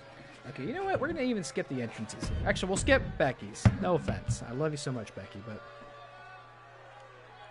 See, I have no bias either, by the way. I skipped the entrance that Rick Raddus was in. We do want to see She-Hulk come out with the belt for the first time. We've never seen this before. She's the undisputed, prestigious Women's World Champion. A little sassy there, She-Hulk. Now, this is a ReelyMania rematch. Becky was a reigning defending champion, and as such has earned the right to fight to get her belt back here. Let's skip those. Sorry, I'm so tired, and it's so close to being midnight, and I thought somehow we would make a shorter stream out of this, but I'm always wrong about that. So here we go. Becky's getting a rematch. Last time these two competed, it was in a no-holds-barred match. This one's going to be fair and square, honest, straightforward. The rules apply. DQs very much in place. We want a nice, clean fight between She-Hulk and Becky Raddus, who does indeed have the Rager in her corner. Historically, that has made a difference one way or another. Last time we saw these two pair up, it was against Rampage for Betty, I believe, at the Royal Rumble, and Becky did leave the champion that night. Can it happen once again with the Rager in Becky's corner? Let's see. Here we go with the title. Here we go. The stakes in this match really You always forget you almost can tell these just superstars how massive are a ready woman to She-Hulk give is. their Just all. real impressive We stuff. gotta Big hear mommy from the energy champion. They might be limping abound right here. This match is even half as intense as I think it might be. Wow. And look, Becky is no string bean either. That is a powerful woman, but you wouldn't know it the way She-Hulk just lifted her above her head and threw her around like a wet blanket. Completely. Great job refocusing to Now, reverse Becky, that. I gotta say, To the stomach. I don't think there's been a single women's title match in the league thus far that Becky Raddus wasn't in. Whether she was challenging or defending, I think she has been a consistent staple of this division. Oh, she looked frozen in place there. Did you see that? Into the corner. This can't be good. You know, we talk about stakes, and I don't ever want to oversell things, but looking at this, if Becky doesn't bring the belt back home tonight, and by the way, which make her a 3-time women's champion, just to show you how consistent the back and forth competitiveness of our women's division has been. Oh my Bad God! predicament right Hold here. on. Oh, not a Oh! onto the edge. Oh my God! What a maneuver by the She-Hulk! If Becky does not win the title here, I think we'll truly have started a new chapter in the women's division, where you know, She-Hulk will be defending against somebody who was not the Wreck. But let me not get ahead of myself there. She makes her way back in under the ropes. This match is only getting started. Becky kind of freezing up a lot out there, isn't she? Kind of Climbing the turnbuckle now. forgetting where she is. You can tell And I don't she blame wants her. to put an end to I this. feel myself falling asleep at the microphone here. I actually have a little melatonin gummy sitting on my desk. And as soon as we get to the main event, I'm going to take the melatonin gummy because I want to be able to fall asleep as soon as I go upstairs. Down with the leg drop. Because I've been going to bed at a more suitable time lately. Yeah, but too soon to be worried. And I was still really tired today. Holy shit, with a full Nelson slam by the Wreck. I was still very tired today. And now I've been up even later. I suspect I'll be even more tired tomorrow, so I don't want there to be... It's hard. Sometimes it's hard for me to fall asleep after a stream. My adrenaline's high. Whoa, big elbow! She-Hulk gets out of the way. My adrenaline will be up. You know, I'll just finish streaming. It was so much fun. I got to talk to all you guys. Especially these wrestling streams really get my blood pumping. And it can be hard to fall asleep. I kind of toss and turn for about an hour usually after a stream. I don't want that to happen. I will be suffering if it does.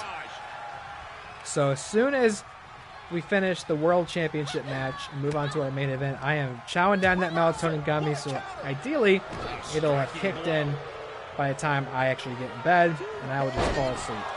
I'm already very tired, so I think we might pull it off. Need the caffeine. It was more of like such a physical exhaustion. I drank a lot of coffee, and I could feel that I was caffeinated and kind of jittery, but my body was just so tired. My body was physically sore from how tired I was. You ever feel that? And I'm not really sure why, because I think I got okay sleep last night. But I'm concerned because I'm doing a lot of training and it's all remote, and it means I just kind of have to digest a lot of info dumps, and I need to have some brain power to retain all that new information. You can go live when I'm done to read me some bedtime stories. It's a very appealing offer. Oh, I thought that might have been it.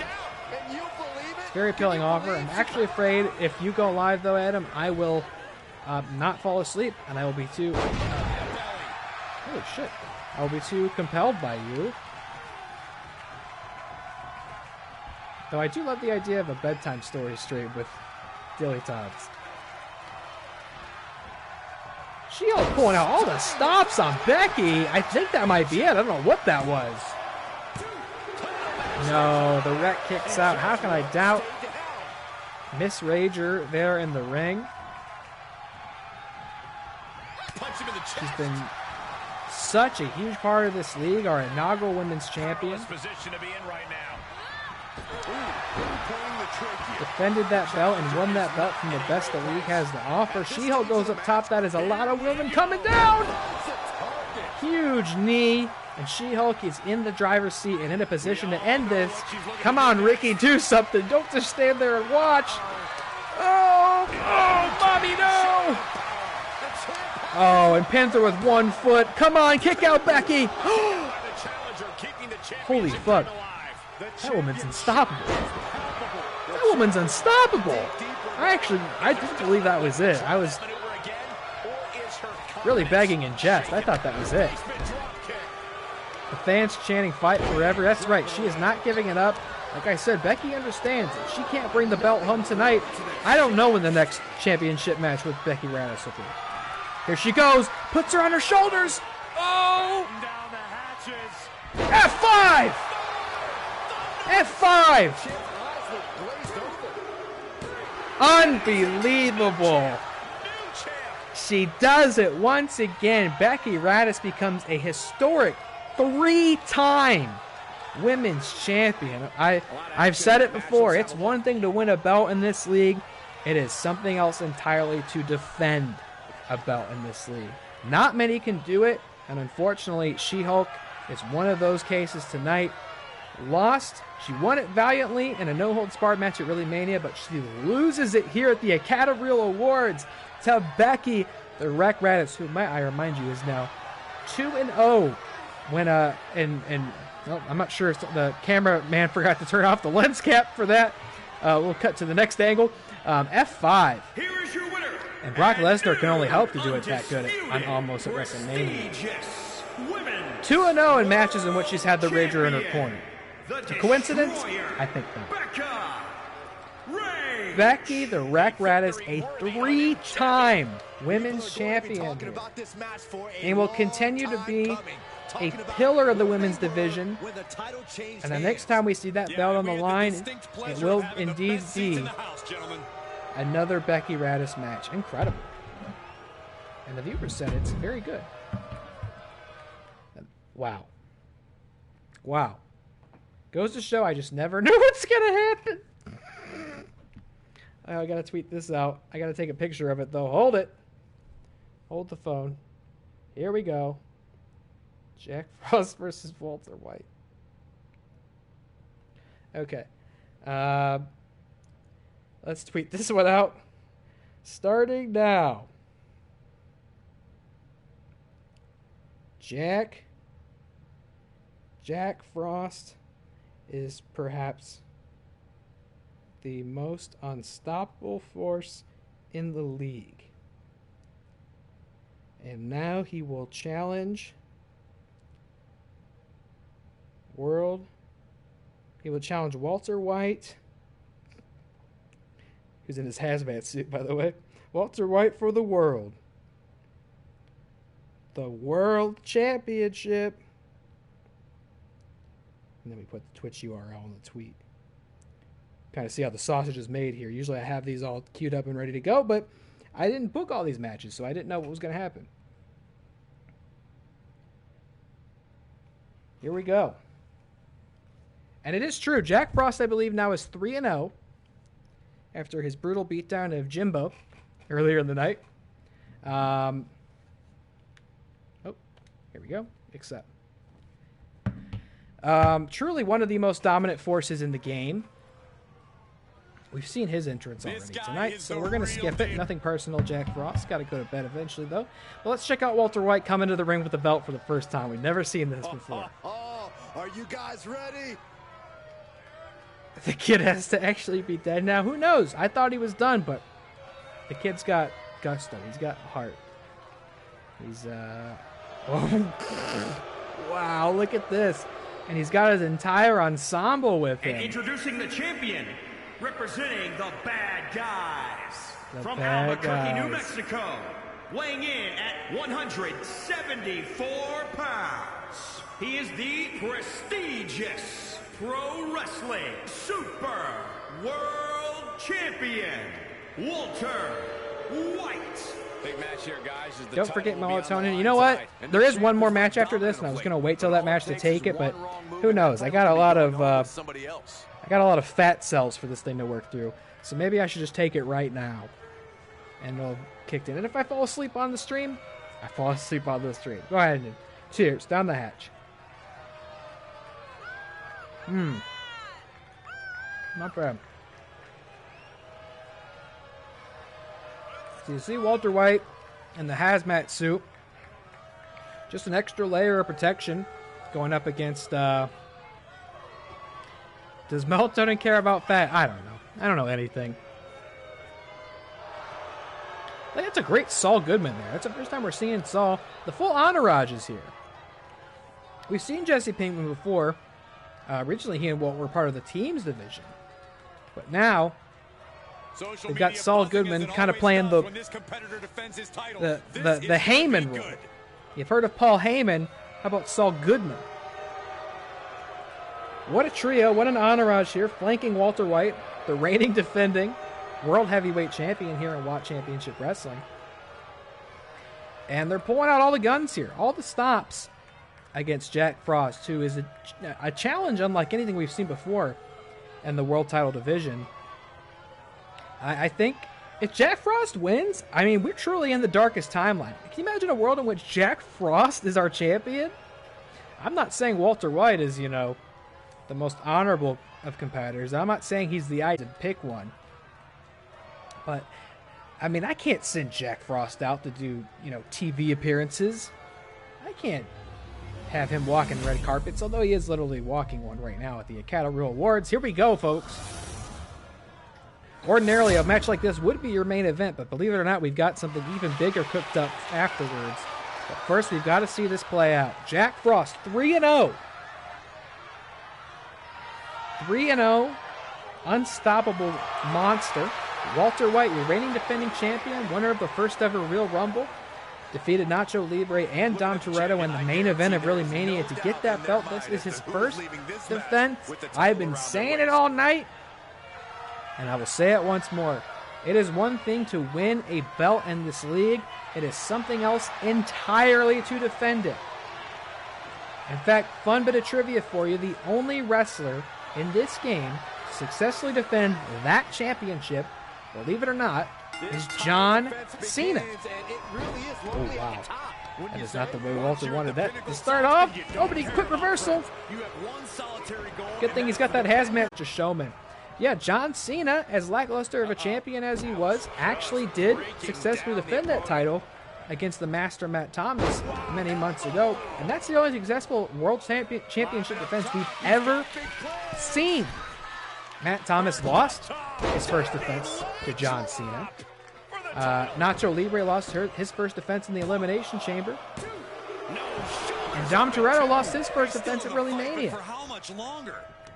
So Walter White will put his name on a very short list if he pulls it up tonight. But he's got a challenge unlike any champion has faced in this game before, and that is Jack Frost, too. 3-0, folks. Not easy to do. Take it from me. 3-0, Daddy-O. It is hard to put that many wins under your name. Oh, my God. If anybody could do it, I would think it's that abominable snowman there. Should I keep previewing WrestleMania? I mean, there's so many more matches I think I haven't talked about, but I think I've said enough. The women's matches. Let's just predict who I think will win. Bianca and Asuka. I kind of want Asuka to win that, but Bianca's the best, and I don't know. I should probably win. Sami and Kevin Owens will win. Rhea and Charlotte, we talked about it. Rhea should win for sure. Seth and Logan Paul, I'm not sure about. I obviously would prefer to see Seth win, but I don't know if they would have Logan lose in singles twice in a row. They also love having celebrities go over at WrestleMania, even if Logan's a unique heel celebrity. Goes for the pin. Wow! Walter beats Jack Frost quickly. It's almost as if Heisenberg knows I'm trying to go to bed here. Awesome. Let's take another look. He wraps it up in no trouble at all. Yeah, he made it look easy. And folks, I mean, I wasn't even paying attention. I was talking about WrestleMania. Walter White joins the very short list of competitors in this league who have successfully defended the World Championship. That is indeed an undisputed champion if I've ever seen one. Here is your winner, putting the first loss ever next to Jack Frost's name. Look at that. If there was ever any doubt, that man's the champion right there. This is Jesse and Saul clapping at ringside. Oh, I love the pose he strikes right here. Yeah, he looks like a worm. Looks like a worm. All right, that's your champion. Incredible. That was incredible. That unstoppable force just got fucking stopped. Well said, Adam. Go ahead and tweet out our main event here. Most days, the world title is the main event match, but not today. Another ReelyMania rematch right here. This is a big one, folks. Last time, I said it before, but I'll repeat it here. Last time I went live, ReelyMania, I had the honorable Chris Anthony Lopez calling all the action, the whole stream, front to back with me. What a guy. And, kids at Hart have been the most... Jack Frost was an unstoppable force, but these guys have been maybe the most dominant duo we've ever seen. And I, similar to Nacho Libre, kind of cursed them, I think, just singing their praises so highly and speculating that they were unbeatable. And wouldn't you know it, they lost for the first time ever while Chris was in here calling the match. And if I had to have picked the team that would beat these guys out of a lineup, I got to be honest, Revoltinsanity is not the team. If we're talking records, I think they're maybe 2-2, but one of those wins is going over the champs here, who I thought maybe were unbeatable. But I was proven wrong in that speculation at ReelyMania, and they have more than earned the right to a rematch, and that's what we're going to see here tonight. Chris personally called Revoltinsanity out to a no disqualification tornado tag match. What does that mean? No. Everybody calm down. You don't need to run to your basement or your cellar. No, it's not literally a tornado. I don't know why it's called that. But what it means is nobody waits on the apron. There are no tags in this. All four men are legal at the same time. This will be a four-man brawl across the ring to the outside. They can use weapons. They can break all the rules because there are no rules. And the first one to score a pinfall or submission will earn his team those coveted team's titles. Now, these guys, I believe, are 4-1. No one's even close to that in the team's division. Chris Anthony Lopez and Nick Molbach. The inaugural team's champions, the longest reigning champions we've ever seen, 89 days. They held those Wrestle Real Teams titles. And look to get them back here. Look to become two-time champions. And what have I been saying all night? You just heard me say it before the last match. Better get ready. It is one thing to win a title. It's another thing to defend it. And Revoltinsanity are going to be put to the test. The Happy Madison Monsters rising up for the first time. We've never seen their championship entrance before. This is something to see. Captain Insano, the Revolting Blob. And introducing the champions. Wow. At a combined weight of 829 pounds. Big boys. They are the prestigious World Team Champions, the Empire That's some big boys. Whoa, what's going on back there? Did you see that? There was a floating title belt in the ring for a second. Maybe that was John Cena trying to steal the belt. Here they come. Revoltinsanity. Wow, striking. What a pose. And one thing I can say is that belt looks very good on the Revolting Blob. That purple on purple synchronization, very impressive. Wow, look at that spotlight. What a match this is going to be. And I got a feeling it might last a little bit here. So we'll see at what pace the melatonin kicks in. It was probably smart to take it when I did. So thank you for the suggestion. There's the kids at Hart. There's Revoltinsanity. No rules. No tags. All four men are equal. Legal. They're also equals under the law. Oh no. My brain's turning to mush. Here we go, folks. This is our main event. The first time that the team's titles have ever main evented a pay-per-view here in Real Championship Wrestling. Here they go. But is that always a viable option? It should at least be the if I start snoring, you'll call me. Thank you. I snore very loud, so you will hear, as I've been told. And yes, they are huge men. Big, meaty men. And this is huge. Not only are kids at Hart fighting for those championships, but, I mean, we've never seen kids at Hart on the title hunt, right? Look at this double pin! Oh, for a second there, because he started the 2 count and then went right into the other count, he like tapped 3. I thought for a second it was over. I was about to lose my mind. If the kids at Hart want to wrap this up, you know, Danny's got to get to bed. And he may fall asleep on stream if somebody doesn't wrap this up. Swift order here. Very tired. I kind of forgot what it was like to work 8 hours ago. Kind of got used to not doing it. I'm happy to be doing it again. But, and kind of getting back into the swing of things here. Chris goes for the pin. Not quite there yet. Wow. Yeah, I think I'd like Seth Rollins to win, but I think Logan Paul will win. John Cena, Austin Theory, we kind of already talked about that. Cody Rhodes versus Roman Reigns, we mostly talked about this. I think Cody has to win. For a huge Reigns mark, but I think Cody Rhodes has to win. Okay, we previewed and predicted WrestleMania. Let's see how we did. Yeah, kids at Hart staying in control here. I mean, they're fired up. They're fired up. And, you know, when you spend such a long time at the top, I think Nick's got the calf crusher locked in, looking to make Blob tap out. Will he do it? Oh. That'd be quick. You know, when you spend so much time at the top, you run the risk of getting complacent, right? Taking for granted the fight required to remain there. And maybe the kids at Hart just got caught off guard and by surprise at ReelyMania. Boom! Big Mohawk KO! Hooks the leg! Is that it, folks?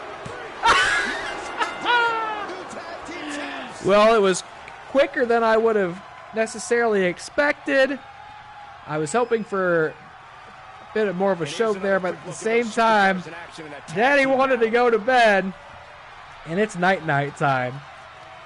Kids at Hart and wasted no time and are once again and now the 2-time Wrestle Real Teams champions. And I wonder if somebody might have been in chat, and he is Mr. Chris Anthony Lopez, the legend, the god, and new Wrestle Real Teams champions.